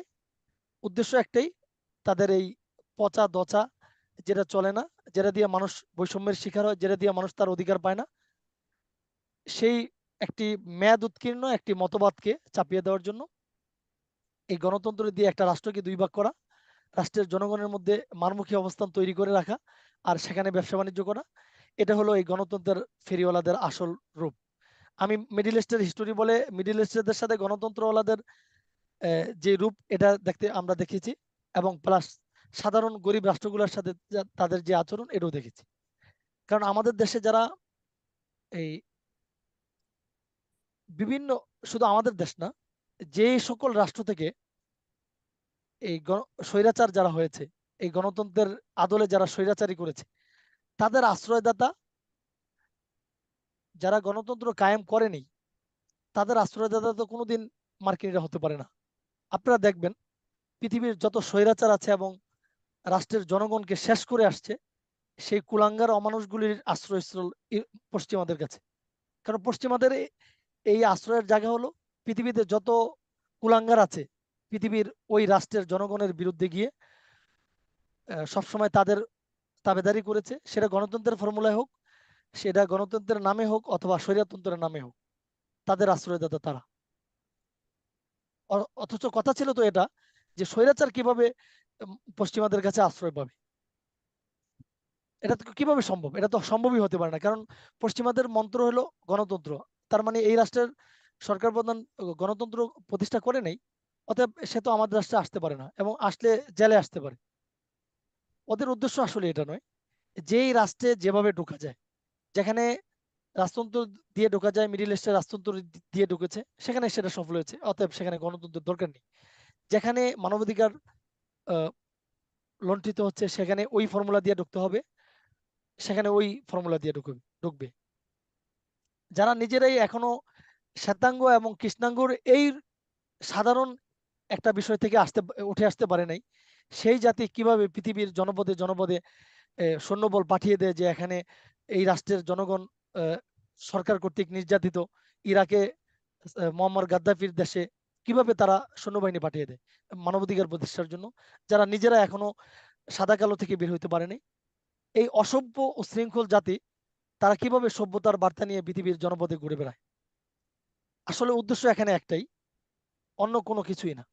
সারা পৃথিবীকে এই গণতন্ত্রের ফর্মুলা দিয়ে, মানবাধিকারের ফর্মুলা দিয়ে, যেখানে যেই ফর্মুলা চলে এই ফর্মুলা বিতরণ করে, বিক্রি করে এদের অস্তিত্বকে ঠিক মানে জানান দেওয়া। অর্থাৎ গণতন্ত্রের যেহেতু আবিষ্কারক ওনারা, আর যেই রাষ্ট্রে গণতন্ত্র চলবে সেই রাষ্ট্রে ওনাদের খবরদারি চলবে এবং কর্তৃত্ব চলবে, এটা স্বাভাবিক। যেমন যেমন ল্যাপটপ আমরা চালাই বলে, ল্যাপটপ এই টেকনোলজি আমরা শিখি বলে, এটার যিনি আবিষ্কারক তাকে যেভাবে আমাদের শিখতে হয়, ঠিক এই গণতন্ত্রের আবিষ্কারক যেহেতু এই পশ্চিমারা, এই ভণ্ডরা, অতএব যেই রাষ্ট্রেই এটা চলবে এই ভণ্ডদেরকে তারা নেতা মানিয়ে নেবে, তারা নেতৃত্বের জায়গায় তারা থাকবে, এটাই স্বাভাবিক। তো তো গণতন্ত্রের আমরা একটা রূপ মোটামুটি দেখতে পেলাম। আসি সেকুলারিজম, অর্থাৎ সমাজতন্ত্র। সমাজতন্ত্র বলার আমার আর কিছু নেই, কারণ সমাজতন্ত্রের আবিষ্কারক যারা, ওই রাষ্ট্রের, ওই এলাকার, ওই অঞ্চলের জনগণই এটা দেখিয়ে দিয়েছে যে এটা কত নম্বর পচা জিনিস। তারাই এটা নিয়ে উত্থান ঘটিয়েছে, আবার এটাকে কবর তারা নিজেরাই দিয়ে দিয়েছে। অতএব এটা নিয়ে আর বলার কিছু নেই। একটু কথা বলবো সংক্ষেপে। পুঁজিবাদ অর্থনীতির সাধারণ একটা মূলমন্ত্র হলো যে অধিকাংশ মানুষের কাছে যেই অর্থ মানে স্বাভাবিক একটা অর্থের ব্যালেন্স থাকবে, সেটাই একটা ভারসাম্যপূর্ণ অর্থনীতি।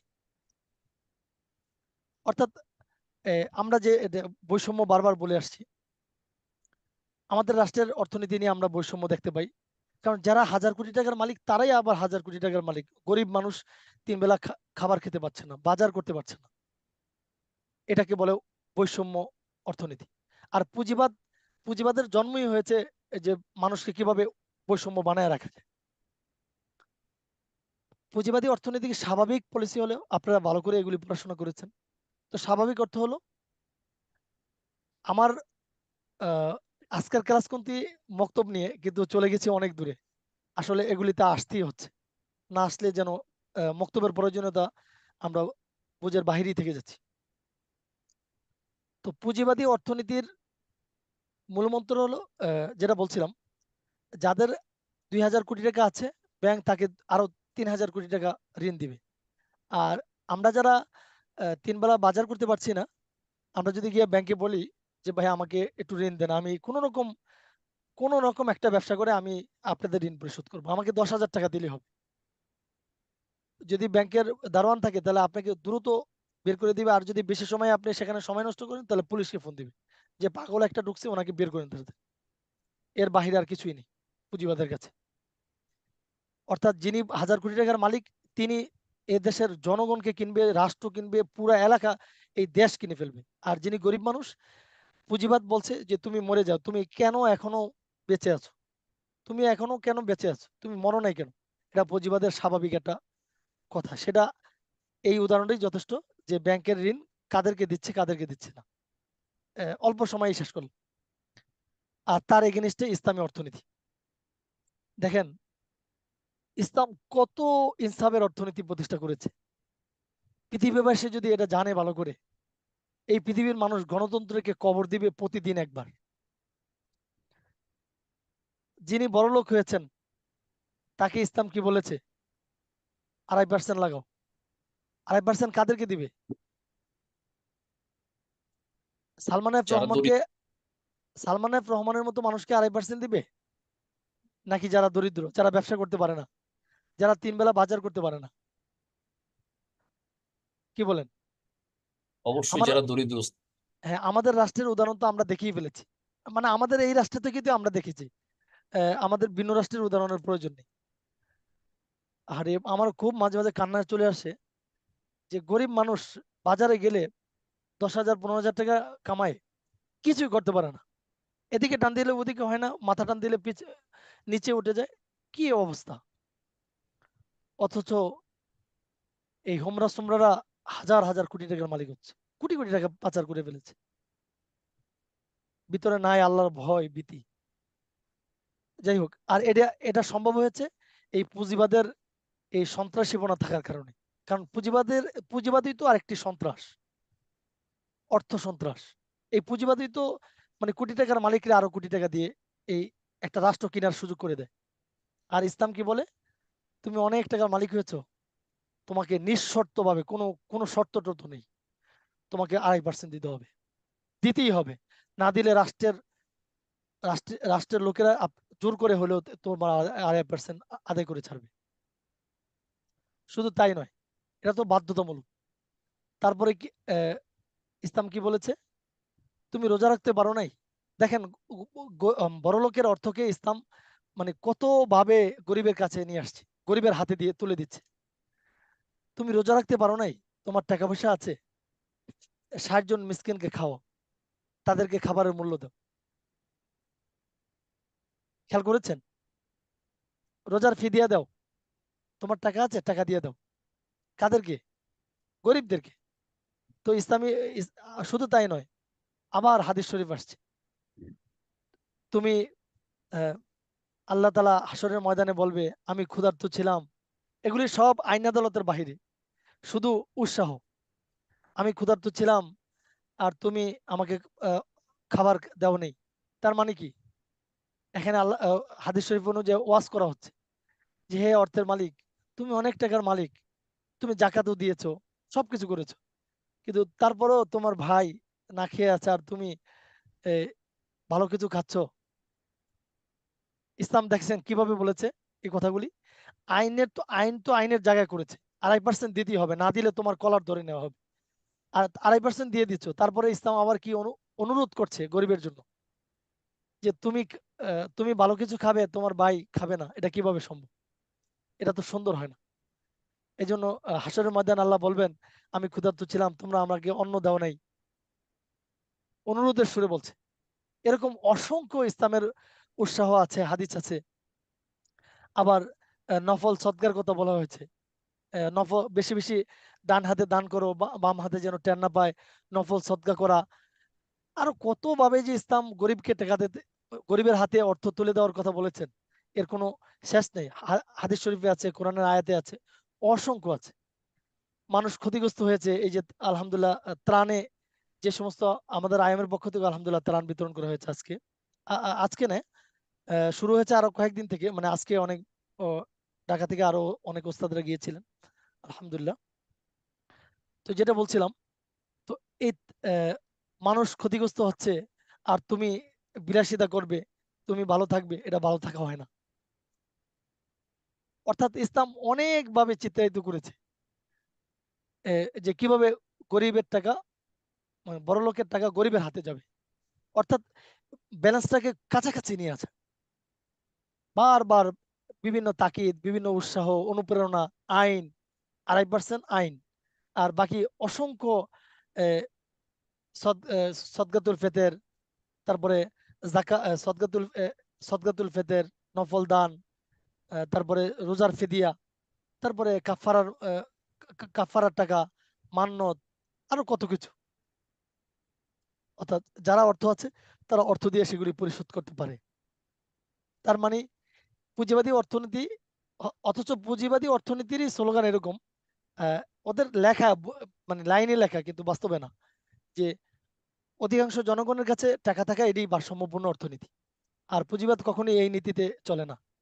আর ইসলাম অসংখ্য মাধ্যমে বড়লোকের টাকা গরিবের কাছে এনেছে, গরিবের হাতে তুলে দিয়েছে। এটার নাম ইসলামী অর্থনীতি। তো এই যে ভারসাম্যপূর্ণ একটা সমাজ ব্যবস্থা, ইসলামী একটা বৈষম্য মুক্ত একটা ইসলামী অর্থনীতি কায়েম করা, সমাজের আহ, এই যে একটা ব্যালেন্স, এটা একমাত্র পৃথিবীর ইসলাম দিতে পারে। এটা আমার শুধু আজকে ইসলাম নিয়ে কথা বলছি, অর্থনীতি নিয়ে, এজন্য না, এটার রেজাল্টও আছে আলহামদুলিল্লাহ। আহ, পাকিস্তানের একজন আলেমে দিন, মুফতি তাকি উসমানী সাহেব হাফিজাহুল্লাহ, আপনারা আশা করি ওনার নাম শুনেছেন।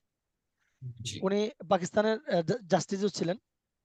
উনি আহ, সারা পৃথিবীতে বর্তমান ইসলামী অর্থনীতির উপরে অনেক বড় একজন স্কলার, অনেক বড় একজন গবেষক। এবং আরব দেশের অধিকাংশ, সৌদি আরব সহ মুসলিম বিশ্বের অধিকাংশ, বিশেষ করে মিডিল ইস্টের যে সমস্ত রাষ্ট্র ইসলামী অর্থনীতিকে রাষ্ট্রীয় অর্থ ব্যবস্থায় প্রায়োরিটি দিতে চায়, মুসলিম রাষ্ট্র, তো বিশেষ করে সৌদি আরব সহ এই রাষ্ট্রগুলোর অধিকাংশ শরিয়া বোর্ডের, বিশেষ করে ব্যাংকিং সেক্টরের শরিয়া বোর্ডের চেয়ারম্যান অধিকাংশ রাষ্ট্রের উনি, এই তাকি উসমানী সাহেব হাফিজুল্লাহ। ওনার অর্থনীতির গবেষণার উপরে আরব আলেমরাও অনেকটা এখানে আর কথা বলে না। উনি অর্থনীতির উপরে যে সিদ্ধান্ত দেয় এটা ওনারাকে সামনে রাখেন, আরবের ওলামা ইকরাম। তো ওনাকে পশ্চিমা কোন একটা রাষ্ট্র যেন আমার এই মুহূর্তে মনে পড়ছে না, সেই রাষ্ট্রের সংসদে ওনাকে নিয়ে যাওয়া হয়েছে। ওনার এই বর্তমান পুঁজিবাদী অর্থনীতিতে অনেক রাষ্ট্রে অনেকভাবে দেউলিয়া, অনেক মানে কঠিন ভাবে চলমান। তো এর থেকে বের হওয়ার জন্য অনেক রাষ্ট্রের অনেকভাবে চেষ্টাও আছে। তো সংসদে গিয়ে যখন ওনাকে ওনাদের পার্লামেন্টে নিয়ে যখন এই এই পুঁজিবাদের বিকল্প একটি অর্থনীতি, যেহেতু আপনি ইসলামী গবেষণা করেছেন আর আপনার ইসলামী অর্থনীতির উপরে মুসলিম বিশ্ব অনেকটা আহ সিদ্ধান্ত নিয়ে থাকে, তো আপনি আমাদেরকে ইসলামী অর্থনীতির একটা দিককে তুলে ধরেন যে এর বিকল্প, এই পুঁজিবাদের এই অভিশাপের বিকল্প ইসলামী অর্থনীতি কি হতে পারে। তখন তাকে উসমানী সাহেব আহ, খুব সুন্দরভাবে এর বাস্তবতা তুলে ধরতে পেরেছেন। তখন ওই রাষ্ট্রের সংসদের স্পিকার, বিশেষ করে প্রধানমন্ত্রী, ইসলামী অর্থনীতির উপরে ব্যাপক একটি আহ, মানে আশাবাঞ্জক কথা বলেছেন এবং এই কথা বলেছেন যে আমাদের রাষ্ট্রে একটি উইন্ডো খোলা হবে ইসলামী অর্থনীতি, আমরা এটাকে নিয়ে চর্চা শুরু করব। তখন এই যে পশ্চিমাদের যারা গোলাম ওই সমস্ত রাষ্ট্রে ছিল তারা তো পুরা খেপে গেছে। তো এই দৃশ্যটা হয়েছে অলরেডি, এটা বিভিন্ন ইতিহাসে আছে বই বস্তুকে। তো অর্থাৎ ইসলামী অর্থনীতি এই যে ভারসাম্যহীন অর্থাৎ বৈষম্য মুক্ত একটা অর্থনীতি এবং ইসলামী রাষ্ট্র ব্যবস্থা যে একটি মানুষের ইনসাফের রাষ্ট্র ব্যবস্থা, এটা আমরা অনেক উদাহরণই না দিয়ে যদি সহজে বলি, আফগানিস্তান একবারে অল্প সময়ের, যে রাষ্ট্রের জনগণ বছরের পর বছর, যারা জন্ম হয়েছে যুদ্ধ দেখে, যাদের শিক্ষা দীক্ষা অনেক কত কিছুই তাদের নেই, এরকম একটা সাধারণ একটা অর্থনীতিতে একবারে তলানিতে সে রাষ্ট্র অল্প সময়ে আইন শৃঙ্খলা ফিরে আসা, শুধু একটাই কারণ, সেখানে ইনসাফ প্রতিষ্ঠিত হয়েছে। তো ইসলাম যে মতবাদ, ইসলাম যে একটি জীবন ব্যবস্থা, এই জীবন ব্যবস্থা মানুষের প্রত্যেকটা অধিকারকে নিশ্চিত করেছে, প্রতিটি মানুষের তার মানবিক অধিকারকে নিশ্চিত করেছে। তো এই ভারসাম্যপূর্ণ একটা যদি জীবন ব্যবস্থা পৃথিবীর জনপদবাসী যদি জানে, গণমুখী মানুষরা যদি জানে, কখনোই এই গণতন্ত্রওয়ালাদের আর এই গণতন্ত্রের এই ডেট ওভার, এই মূলমন্ত্র, এই সমাজতন্ত্রের ফর্মুলা প্রত্যেকটা জনগণের প্রতি রাষ্ট্রে প্রতিদিন একবার করে খবর দিবে। তো কিভাবে? তো যেহেতু এই ইসলাম মুসলমানদের, তো মুসলমানরাই তো ইসলাম আগে জানবে। তো মুসলমানরা যদি আগে জেনে এর ফর্মুলা যদি বাস্তবায়ন করতে পারে, তাহলে তো পৃথিবীর অনেক রাষ্ট্রের দিকে আকৃষ্ট হতে থাকবে। তার মানে এই আকৃষ্ট হতে দেওয়া যাবে না। তার মানে মুসলিম রাষ্ট্রগুলোতে, শুধু আমাদের বাংলাদেশ নয়, প্রত্যেকটা মুসলিম রাষ্ট্রের শিক্ষা ব্যবস্থার উপরে ব্যাপক নিয়ন্ত্রণ রয়েছে এই অ্যান্টি ইসলাম শক্তির, এবং তাদের গবেষণা রয়েছে এবং ব্যাপক বিনিয়োগ রয়েছে, যাতে করে প্রত্যেকটা মুসলিম রাষ্ট্রের জনগণ যেন গণমুখীভাবে ইসলামকে না জানতে পারে। রাষ্ট্রীয় আয়োজন রয়েছে, হাজার হাজার কোটি টাকা এর পিছনে ব্যয় করা হচ্ছে। হয়তো সেটা আমরা সামনে দেখবো না কখনো, কিন্তু বাস্তবতা এটাই। কেন বাংলাদেশ স্বাধীন হয়েছে আজ থেকে কত বছর আগে, সেই ব্রিটিশরা চলে গেল, কিন্তু এদের শিক্ষা কারিকুলাম এখনো কেন চেঞ্জে আসলো না? অথচ এদেশের হাজার বছরের শিক্ষা ব্যবস্থা ছিল মক্তব শিক্ষা ব্যবস্থা। তো যে কথাটা আমার বলার, গণমুখী শিক্ষা অর্থাৎ অধিকাংশ রাষ্ট্রের জনগণ ইসলামকে জানুক, এটা কোনোদিন রাষ্ট্রীয় আয়োজন হবে না।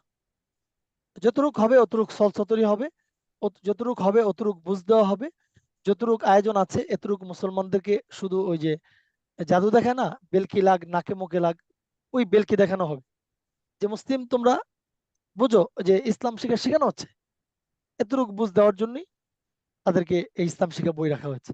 এর থাকবে না কোনো টিচার, এর থাকবে না কোনো সিলেবাস, এটা সময়ে সময়ে পরিবর্তন হয়ে যাবে, অনেক কিছু চেঞ্জ হয়ে যাবে। যাই হোক, আশা করি বুঝতে পেরেছি যে ব্রিটিশরা চলে গেছে, কিন্তু রাষ্ট্র আসলো মুসলমানদের হাতে, কিন্তু এদেশে গণমুখী শিক্ষায় ইসলাম কখনো প্রায়োরিটি পায়।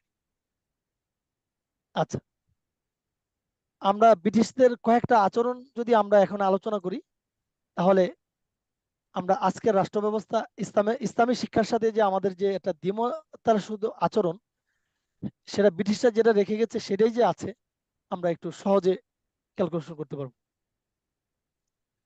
আমাদের এই রাষ্ট্রে যখন ব্রিটিশ সরকার শাসন করতে আসে, তখন তারা এদেশের শাসন ব্যবস্থা চালাতে গিয়ে তারা ধর্মীয়ভাবে ব্রিটিশদের সাথে এদেশের হিন্দুদের কোনো বেশি একটা অসুবিধা হয়নি, অর্থাৎ হিন্দু ধর্মের সাথে অসুবিধা হয়নি। হয়তো হিন্দু নেতৃবর্গ অনেকে ছিল যারা এই শাসনকে মেনে নিতে পারেনি, যেহেতু এই অঞ্চলের মানুষ হিসাবে মেনে নিতে পারেনি, কিন্তু ধর্মের সাথে কোনো ব্রিটিশদের অসুবিধা হয়নি।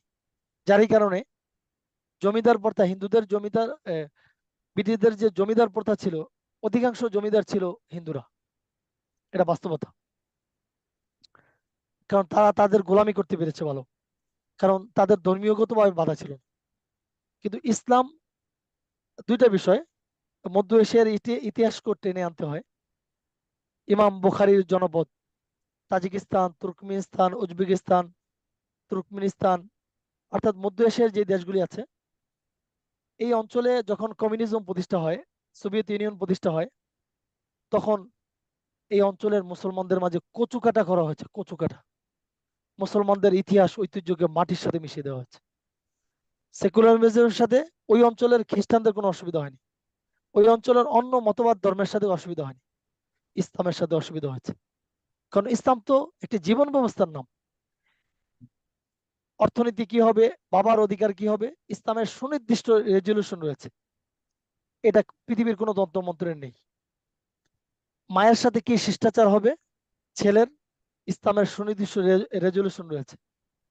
আমার অর্জিত টাকা কত পার্সেন্ট গরিবকে দিব, কত পার্সেন্ট আমি নিজে ভোগ করব, কত পার্সেন্ট আমি আমি জমা রাখতে পারি, সব ইসলামের সুনির্দিষ্ট রেজলিউশন রয়েছে। এমন কিছু নাই একটা মানুষ সুষ্ঠুভাবে এবং অধিকার নিয়ে বেঁচে থাকার জন্য যেই বিষয়ে ইসলামের কোনো বক্তব্য নেই, ইসলামের কোনো সুনির্দিষ্ট সংজ্ঞা নেই, এমন কোনো জিনিস নেই।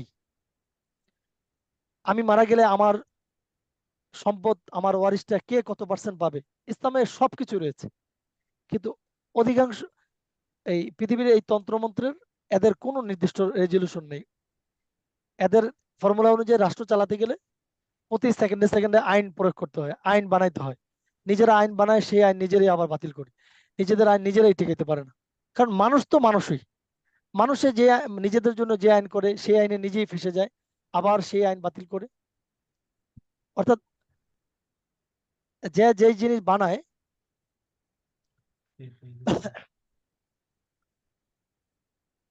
আল্লাহ তাআলা আমাদের সৃষ্টিকর্তা আল্লাহ তাআলা, তো আমরা কিভাবে কোন অধিকার পেলে আমরা আমাদের কোন আইন অনুযায়ী চললে আমরা অধিকার নিশ্চিত পাবো, সেটা আল্লাহ তাআলাই ভালো জানেন। এজন্য আল্লাহ তাআলা আমাদের জন্য আইন দিয়েছে, সেই আইনই আমাদের জন্য চূড়ান্ত আইন, এবং সেই বিধানই আমাদের জন্য চূড়ান্ত বিধান। অর্থাৎ ল্যাপটপের জনক যিনি, এই ল্যাপটপ কিভাবে ভালো করে চলবে এটার সংবিধান, মানে উনি যেটা দিবেন এটাই সঠিক, এটাই যুক্তিসঙ্গত এবং বাস্তবতার আলোকে। আমি যদি কম্পিউটারের সংবিধান বানাই, তাহলে এই সংবিধান কখনো সুন্দর হবে না, এটা অসম্পূর্ণ থাকবে, কারণ এটার স্রষ্টা আমি নই। তো মানবের স্রষ্টা হলো আল্লাহ তাআলা। তো আল্লাহ যে সংবিধান দিয়েছেন এটাই আমাদের জন্য চূড়ান্ত, এবং এটাই বাস্তবসম্মত এবং উপযুক্ত। এর বাইরে যতগুলি আছে কখনই একজন মানুষের জন্য, মুসলমান না, একজন মানুষের জন্য উপযুক্ত হতে পারে না। এটার প্রমাণ আমরা সমাজতন্ত্র দিয়ে দেখেছি, গণতন্ত্র দিয়ে দেখেছি, এটার এটার প্রমাণ আমরা দেখেছি পুঁজিবাদ দিয়ে। আচ্ছা, আহ, তো তো এই কমিউনিজমের যখন উত্থান হয়, তখন এই অঞ্চলেও শুধু মুসলমান ইসলামী শিক্ষাই এদের বাধা প্রদান হয়েছিল। কারণ ইসলাম তো শুধু মসজিদে নামাজ পড়লে, হুজুরদের দেখলে সালাম দিলে, পকেট থেকে বের করে 500 টাকা হুজুরকে হাতিয়ে দিলেই ইসলাম হয় না। এটা এতটুকুই শুধু ইসলাম নয়। মসজিদে 5 ওয়াক্ত নামাজ পড়তে যাওয়া, মসজিদ প্রতিষ্ঠা করা, এটা ইসলামের একটা চর্চা, একটা মাত্র চর্চা, দৃশ্যমান একটা চর্চা। এরকম অসংখ্য বিষয় আছে। আচ্ছা, আমার বাবাকে আমি ভরণ পোষণ দেওয়া না দেওয়া, এটা দৃশ্যমান কিছু না, আহ, কিন্তু এটা আমার ইসলামের একটা অংশ কিনা, পার্ট কিনা? অবশ্যই একটা পার্ট। অবশ্যই। হ্যাঁ। তো এরকম ইসলামের অনেকগুলা বিষয় আছে, আহ, সেগুলো ইসলামের পার্ট, সেগুলো কিন্তু প্রকাশ্য কারো দেখার নেই, দেখবে না কেউ। তো পৃথিবীতে যত মতবাদ আসছে, সেকুলারিজম এবং কি এই কমিউনিজম, গণতন্ত্র, সবার চূড়ান্ত শত্রু ইসলাম।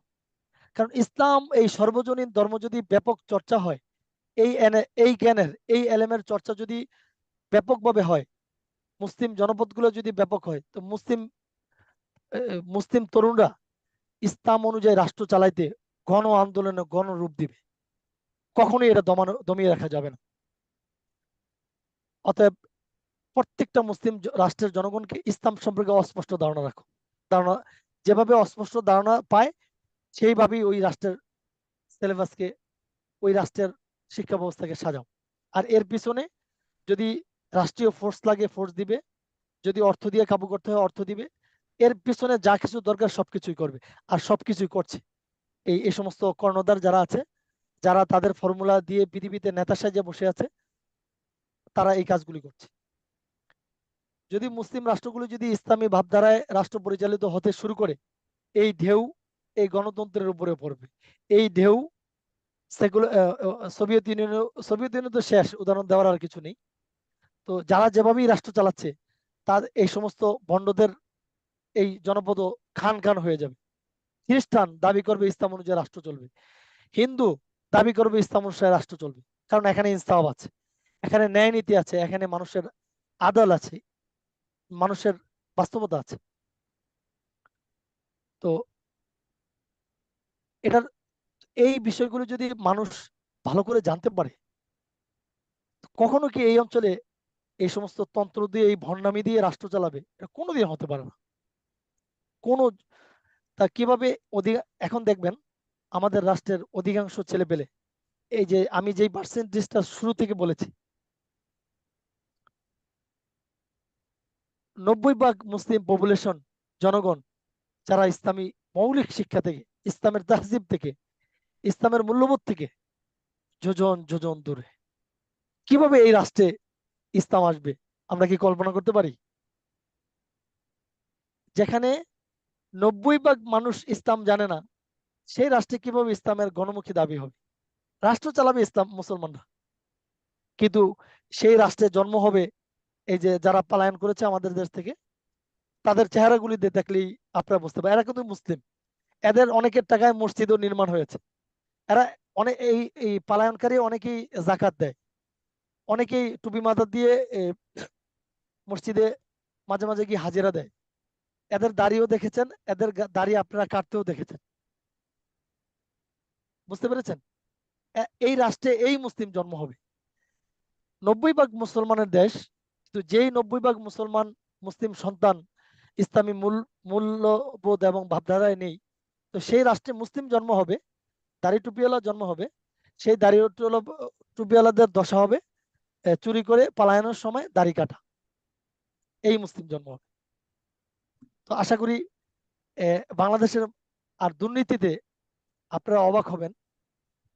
আমি যদি একটা কথা বলি, অনেকে হয়তো হাসবেন। দেখবেন বিভিন্ন রেজিস্ট্রি অফিসে অথবা বিভিন্ন সরকারি অফিসগুলোতে গেলে ঘুষের টাকা কিভাবে চায়। আবার এই স্যারেরা সুন্দর নামাজও পড়ে। এই তাড়াতাড়ি টাকা দেন, টাকা দেন, স্যারে নামাজ পড়তে যাবে। আল্লাহু আকবার। ওনার স্যার কত নম্বর দরজায় পৌঁছে গেছে, নামাজ পড়তে যাবে, তাড়াতাড়ি টাকা দেন। মানে ঘুষের টাকা দিবে, এই টাকাটা নিয়ে স্যার নামাজ পড়তে যাবেন। মানে কুলাঙ্গার কত নম্বর কুলাঙ্গার হতে পারে? নামাজ পড়ছে, রোজা করছে, দাড়ি টুপি মাথা দিয়েছে, ভিতরে আল্লাহ খোদার ভয়, জনগণের টাকা এভাবে নিচ্ছে, কোনো ভিতরে ফিনিশ নেই, কোনো কাজ নেই। এই সেকুলার মুসলিম দিয়ে কোনোদিন একটা রাষ্ট্র মেরামত হতে পারে না। কারণ এই এই সেকুলার তো সেই ইসলামকে শুধু মসজিদ মাদ্রাসায় বানিয়ে রেখেছে। মসজিদে গেলে আবার এই ঘুষখোর, উনি মাসাল্লাহ লম্বা করে দাঁড়িয়ে 10,000 টাকা দান করবে, হুজুর আমার নামটা একটু বলেন, আমার নামটা তো আসলো না, আমি তো 20,000 টাকা দিয়েছি। আরো কত কিছু। তো মানে ওনারা সেকুলার মুসলিম নাচের যেখানে ড্যান্স হচ্ছে সেখানে গিয়ে উনি বিনোদন করছে, এটা আমার বিনোদনী সাইট। আবার যেখানে চুরিদারি করতে হচ্ছে, আর যদি একজন ইসলাম জাননেওয়ালা একজন মুসলিম তরুণ হতো, আল্লাহ, এই চেয়ার তো আমার উম্মতকে খেদমত করার চেয়ার, এই চেয়ার তো আমার জান্নাতে যাওয়ার চেয়ার, এই চেয়ার তো আমার পরকালে যাওয়ার চেয়ার, এই চেয়ারে বসে আমি কিভাবে জনগণের টাকা ধরি, সে তো চোখের পানি ফেলাবে যদি এইরকম কোনো পরিস্থিতি হয়। আর সে তো এই শুকরিয়া আদায় করতে করতে শেষ করতে পারবে না যে আল্লাহ, আমাকে জান্নাতে যাওয়ার একটা চেয়ার তুমি দিয়েছো, যেখানে মানুষকে সেবা করে আল্লাহকে পাওয়া যায়। আর আজকে কি সেই চেয়ার, এই চেয়ারগুলি কি আমরা সেই এরকম ইনসাফওয়ালা কোনো মানে জাতির কাছে তুলে দিতে পেরেছি? পারিনি। কারণ এই ইনসাফ তো শেখানো হয় ইসলামী শিক্ষার মধ্যে, যে আমার চুরি করা যাবে না, 20,000 টাকা পাওয়ার বিনিময়ে একটা সাধারণ মানুষকে পেট কাটা যাবে না, অপারেশন করা যাবে না। আল্লাহর ভয় ভিতরে কাজ করবে, কিভাবে আমি এই অন্যায়টা করি, আল্লাহ তো হাসরের ময়দান আমাকে ধরবে। তো এই গণমুখী শিক্ষাকে জায়গায় জায়গায় সংকুচিত করা হয়েছে। আমরা যদি এই গণমুখী শিক্ষাকে গণশিক্ষায় রূপ না দেই, তাহলে সেই মদিনার ইসলাম আবার মদিনায় চলে যাবে। আমরা এই বাঙালি মুসলমানরা কাঙ্গালের মতো, এতিমের মতো অসহায় হয়ে পড়ে থাকবো। আমাদের লাশ তো কুকুরে খাবে, আমাদের পরকালেও আমাদের কোনো নাজাতের কোনো জরিয়া নাই। আমি ভাই বোনদেরকে বলছি, আসুন আমরা ইসলামী শিক্ষাকে গণশিক্ষায়, গণরূপে, এই সেকুলাররা আমাদের ইসলামী শিক্ষাকে কোনোদিন গণশিক্ষায় পরিণত করবে না। আমাদের কি করতে হবে? আমাদের 2 বেলার খাবারকে 3 বেলার খাবারকে 1 বেলা কমাইতে হবে। 1 বেলা কমায় 2 বেলা খাবারকে 1 বেলার টাকা ইসলামী শিক্ষার জন্য, ইসলামী শিক্ষাকে গণশিক্ষায় রূপ দেওয়ার জন্য সেই চেষ্টায় আমাদেরকে নামতে হবে। কোনো বিকল্প নেই, কোনো বিকল্প নেই। অধিকাংশ মানুষকে যতদিন পর্যন্ত আমরা ইসলামকে শিখাইতে না পারবো, ততদিন পর্যন্ত এই গণতন্ত্রের সন্ত্রাসীদের মাধ্যমে মানুষ নিষ্পেষিত হবে, জনপদকে জনপদ। এখন তাই হচ্ছে। মানে বর্তমান দুনিয়ার তো আসলে আমার উপস্থাপন করার বিষয় আপনাদের সামনে নেই, কারণ আপনাদের সামনে বর্তমান দুনিয়া আছে। এই জুলুমের দুনিয়া আপনাদের কাছে আছে। 20 বছর আফগানিস্তানের যুদ্ধ করে গেছে এই সন্ত্রাসীরা। লিবিয়ার মতো মুসলিম জনপদ মাটির সাথে দশায় দেওয়া হয়েছে এই সন্ত্রাসীরা। কিসের কিসের বিনিময়? এই অঞ্চলগুলি মুসলমানদের অঞ্চল, এই অঞ্চল থেকে ইসলামপন্থীদের উত্থান ঘটেছে, দমাইতে হবে। পারে নাই, এজন্য চলে গেছে। ইসলাম প্রতিষ্ঠা হোক এজন্য চলে যায়নি। এই কাপুরুষরা পরাজিত হয়ে চলে গেছে। এই কাপুরুষদের পরাজিত করতে হলে ইসলামী শিক্ষাকে গণশিক্ষায় রূপ দিতে হবে, দিতেই হবে আমাদেরকে। আমি আর কয়েকটা উদাহরণ নিয়ে আসলে আপনারা সহজে বুঝবেন যে ওরা আমাদের নতুন শত্রু না। ওরা আমাদের এই পশ্চিমারা এবং গণতন্ত্রের এই কন্ট্রাক্টদার এবং এই এই এই সন্ত্রাসীরা, এরা আমাদের জীবন মরণের শত্রু। আজকে মুসলিম জনগণ, মুসলমানদের সন্তানরা শত্রুকে চেনে না, যার কারণে যে এসে মানবতার কথা বলে, মানবতার রূপ নেয়, একটু ভণ্ডামি শুরু করে, তাকেই মানবাধিকার নিয়ে নিজেকে একবারে পুরা 100% সেকুলার বানিয়ে ফেলে এবং নিজেকে সেই একটা মানবতার ফেরিওয়ালা নিজেকে মনে করতে থাকে। শত্রুকে চেনে না, শত্রুর কথা, সে শত্রুর কথায় শুনে নিজের ভাইয়ের বিরুদ্ধে নিজে শত্রু হয়ে যাচ্ছে, সেদিকে সে না তাকিয়ে সে ওই ওই ভণ্ডদের কথা শুনে আজকে আমরা শত্রুকে হারিয়ে ফেলেছি। শত্রুকে শত্রু হিসাবে জানতে হবে, মিত্রকে মিত্র হিসাবে জানতে হবে। কোনো মুসলিম যদি এখানে ভুল করে, তাহলে ওই মুসলিমের কপালে অন্তত ইসলামপন্থীরা এবং মুসলমানরা কোনোদিন ফায়দা পেতে পারে না। আমরা আজকে তাই হয়েছি, কারণ আমরা একমাত্র তো ইসলাম জানি না, ইসলাম সম্পর্কে মূর্খ, যার কারণে আমরা শত্রুকেও চিনি না, ইসলামের শত্রুকেও চিনি না, মিত্রকেও চিনি না। ব্রিটিশরা যখন এই উপমহাদেশ শাসন করতে আসে, তারা ঠিক ওই কমিউনিজমের মতো তারা ইসলামপন্থীদেরকে শত্রু হিসেবে পেয়েছে। কারণ অন্যান্য ধর্ম এরা মন্দিরে গেলেই শেষ, গির্জা গেলে এদের ধর্ম নিয়ে আর কোনো অসুবিধা নেই। মানুষ গির্জার জায়গায় গির্জা করছে, মন্দিরের জায়গায়, তো ধর্ম নিয়ে এই এই ভণ্ডদের কোনো অসুবিধা হয় না, কোনো অসুবিধা নেই। ওদের শুধু অসুবিধাই হলো ইসলাম যেন রাষ্ট্রীয়ভাবে না আসে, ইসলামী শিক্ষা যেন গণশিক্ষা পরিণত না হয়, ইসলামী শিক্ষা যেন অধিকাংশ মুসলমানদের জানাশোনার বিষয় না হয়। সর্বপ্রথম ব্রিটিশ সরকার এসে, খেয়াল করে না, খুব খেয়াল করতে হবে এই উদাহরণটা, সূত্র কি, মানে ওদের আঘাত কোন জায়গায় সর্বপ্রথম, এই কথাটা যদি আমরা দমনীতে না ধরে রাখতে পারি, আমাদের আমাদের আমাদের কপালে আর নাই কিছু। সর্বপ্রথম ব্রিটিশরা এই উপমহাদেশে শাসন করতে এসে 1 নম্বর ইসলামী শিক্ষা কেন্দ্রগুলোকে নিয়ন্ত্রণ করেছে, হাতে নিয়েছে। মুসলমানদের ধর্মীয় সম্পত্তিগুলিকে বাজেয়াপ্ত করেছে, এবং কি ধর্মীয় নেতাদেরকে নির্মমভাবে হত্যা করেছে। এরা দেখেছে যে এই ধর্মীয় নেতাদের কথায় এদেশের গণমানুষ পঙ্গপালের মতো জীবন দিতে ঝাঁপিয়ে পড়ে। অতএব এই লিডারশিপ কোথায় তৈরি হয়, এই লিডার কারা, তাদেরকে দমাইতে হবে। শেরশাহ রোড, ঐতিহাসিকরা বলেন দিল্লি থেকে চট্টগ্রাম পর্যন্ত যে রোডের ইংরেজি নাম এক, আবার অনেকে শেরশাহ রোড বলে, ঐতিহাসিকদের ইতিহাসের পাতা থেকে বলছে এই রোডে রাস্তার এমন কোন গাছের ডাল ছিল না যেই ঢালে একজন করে আলেমের লাশ ঝুলানো হয়নি। জি অবস্থা জি। কেন? কারণ ওরা দেখেছে সিপাহী বিপ্লব, বালাকোটের ময়দান, শহীদ তিতুর বাঁশের কিল্লা, হাজী শরীয়তুল্লাহর সেই ফারাইজি আন্দোলন, এই নেতা কারা? এই নেতা অন্য কেহ নয়, কোন গণতন্ত্রের কোন ভণ্ড প্রতারক নয়, এই জাতির মাটি ও মানুষের নেতা। এই নেতারা হলেন আলেম দ্বীন। এরা আল্লাহকে ভয় করেনওয়ালা ইনসাফওয়ালা আলেম ছিলেন। ওনারা এই জাতির আদল ইনসাফ প্রতিষ্ঠার জন্য এই ব্রিটিশ সন্ত্রাসীদের বিরুদ্ধে জায়গায় জায়গায় গর্জে উঠেছেন।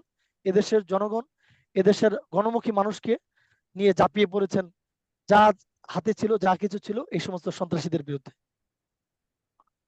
এরা সবাই ছিলেন ধর্মীয় নেতা, এরা সবাই ছিলেন রাতের নির্জনে চোখের পানি ফোনেওয়ালা, আল্লাহর ভয়ে কন্দন কর্নেওয়ালা মানুষ। তো এই মানুষ জন্ম হয় কোথায়? এই মানুষ জন্ম হয় মাদ্রাসায়, এই মানুষ জন্ম হয় ইসলামী শিক্ষা থেকে, এই মানুষ জন্ম হয় ইসলামের তালিম থেকে। তো 1 নম্বর হলো এই নেতাদেরকে শেষ করতে হবে, এবং কি ওলামা ইকরামকে এই হত্যা করার যে কত নির্মমতা তারা দেখিয়েছে, এটা আসলে বলার মতো না। জ্বলন্ত আগুনে ওলামা ইকরামকে পুড়িয়ে হত্যা করেছে, এবং বিভিন্ন আয়োজন করে যাতে করে অন্য মানুষ আলেমদের এই নির্মমতা দেখে যেন শিক্ষা নেয় যে এদের সাথে সম্পর্ক আমাদের রাখা যাবে না।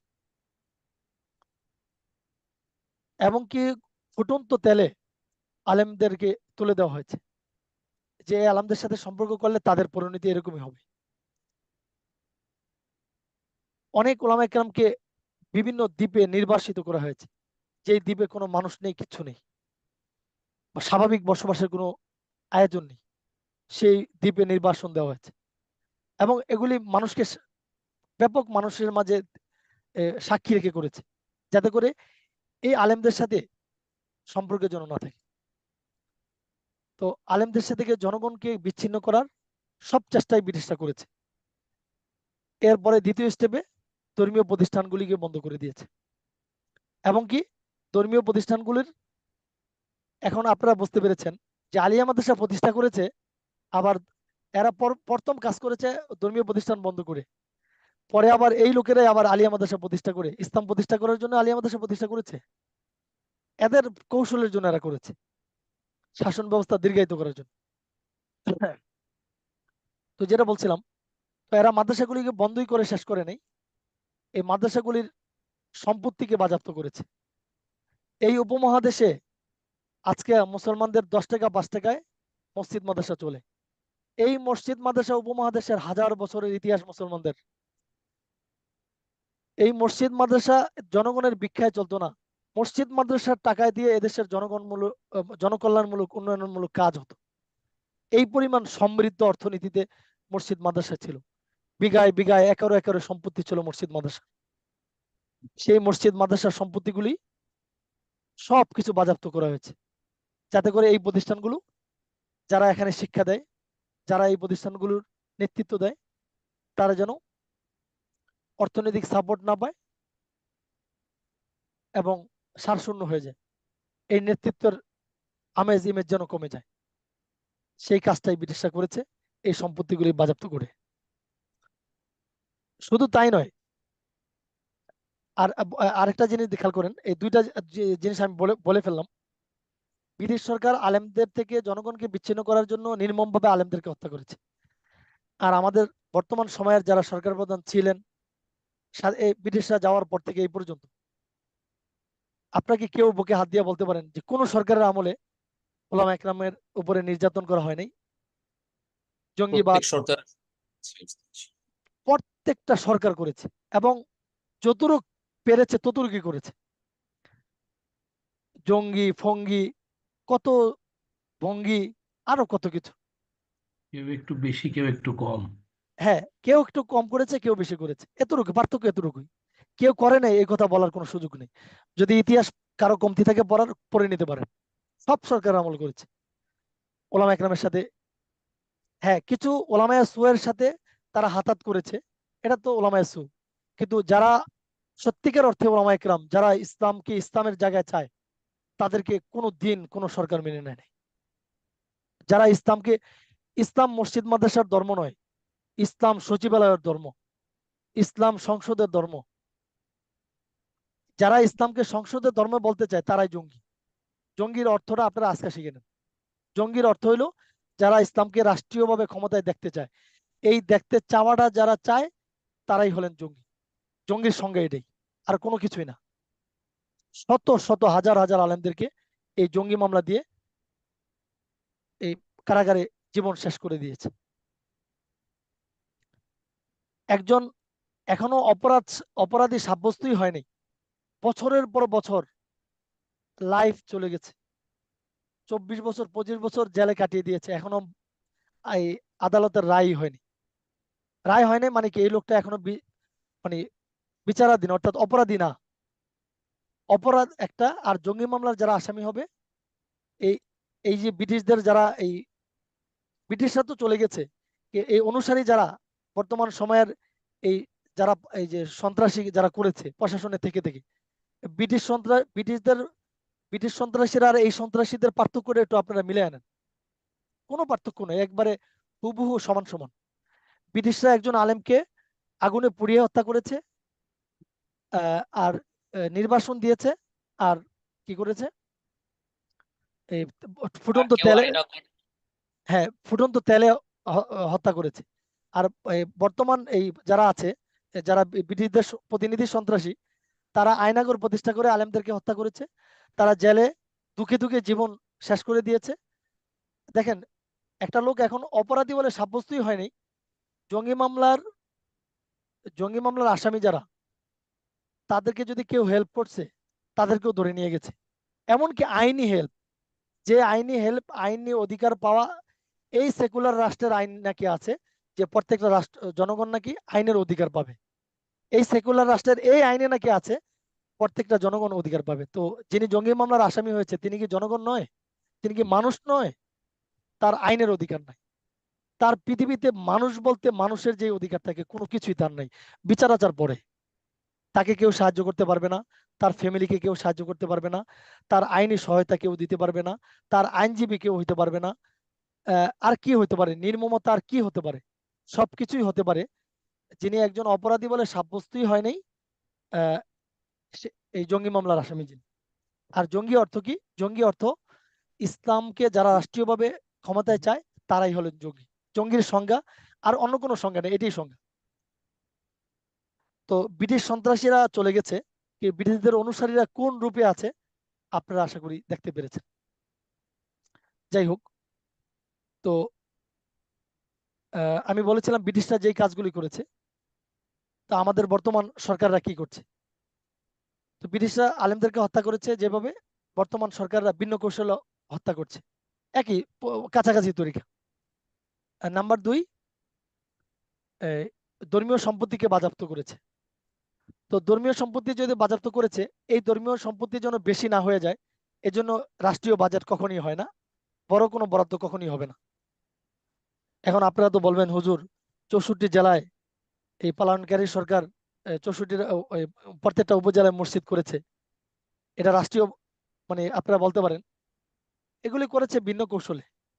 এটা ওস্তাদ জি, এগুলো তো সৌদি আরবের হ্যাঁ সাহায্যে করে। হ্যাঁ, এক তো সৌদির অর্থায়নে করেছে, তাও আবার করতে দিত না।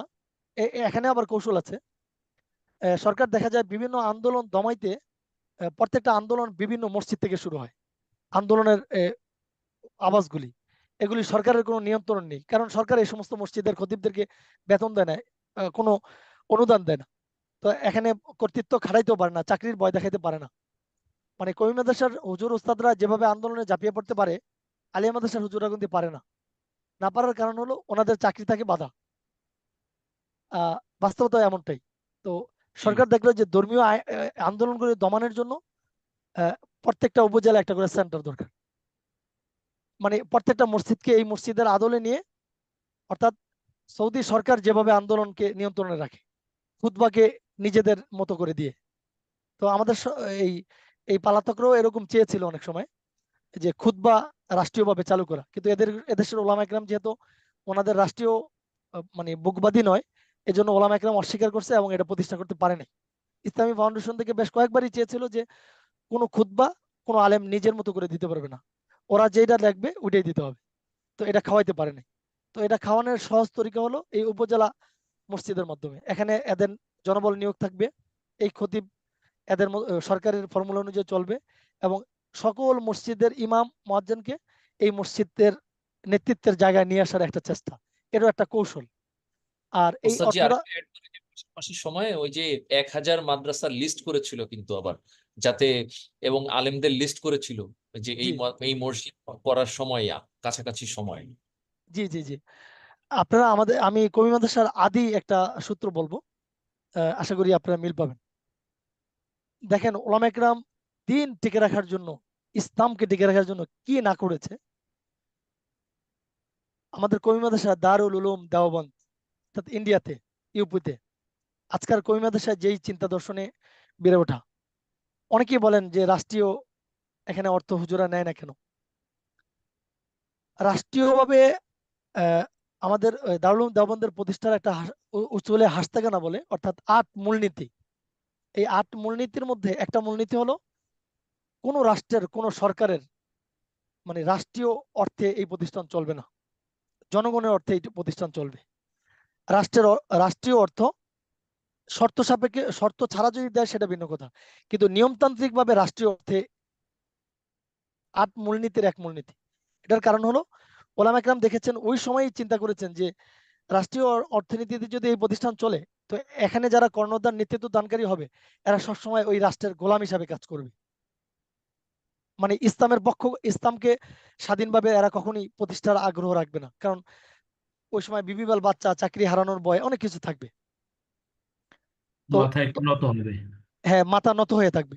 যেমনটা আমাদের আলিয়া মাদ্রাসা এবং সরকারি মসজিদের ইমামদের ভূমিকা বিভিন্ন আন্দোলনের সময়, আপনারা দেখবেন সরকারি মসজিদের ইমামের ভূমিকা আর আলিয়া মাদ্রাসার ভূমিকা। জি আলহামদুলিল্লাহ, এখানে আপনারা ইতিহাস মিলিয়ে নেবেন। ব্যতিক্রম কিছু ব্যক্তি ছিল, তাদের চাকরিও শেষ হয়েছে, তারা রাষ্ট্রের সম্মান পায়নি, তারা রাষ্ট্রের কাছে অপরাধী বলেই সাব্যস্ত হয়েছে। আহ, আচ্ছা, যাই হোক। তো আমাদের উসুলে হাস্তাগানের এটা একটা মূলনীতি, অর্থাৎ কওমি মাদ্রাসা কখনোই রাষ্ট্রের অর্থে চলবে না, এটা আইন।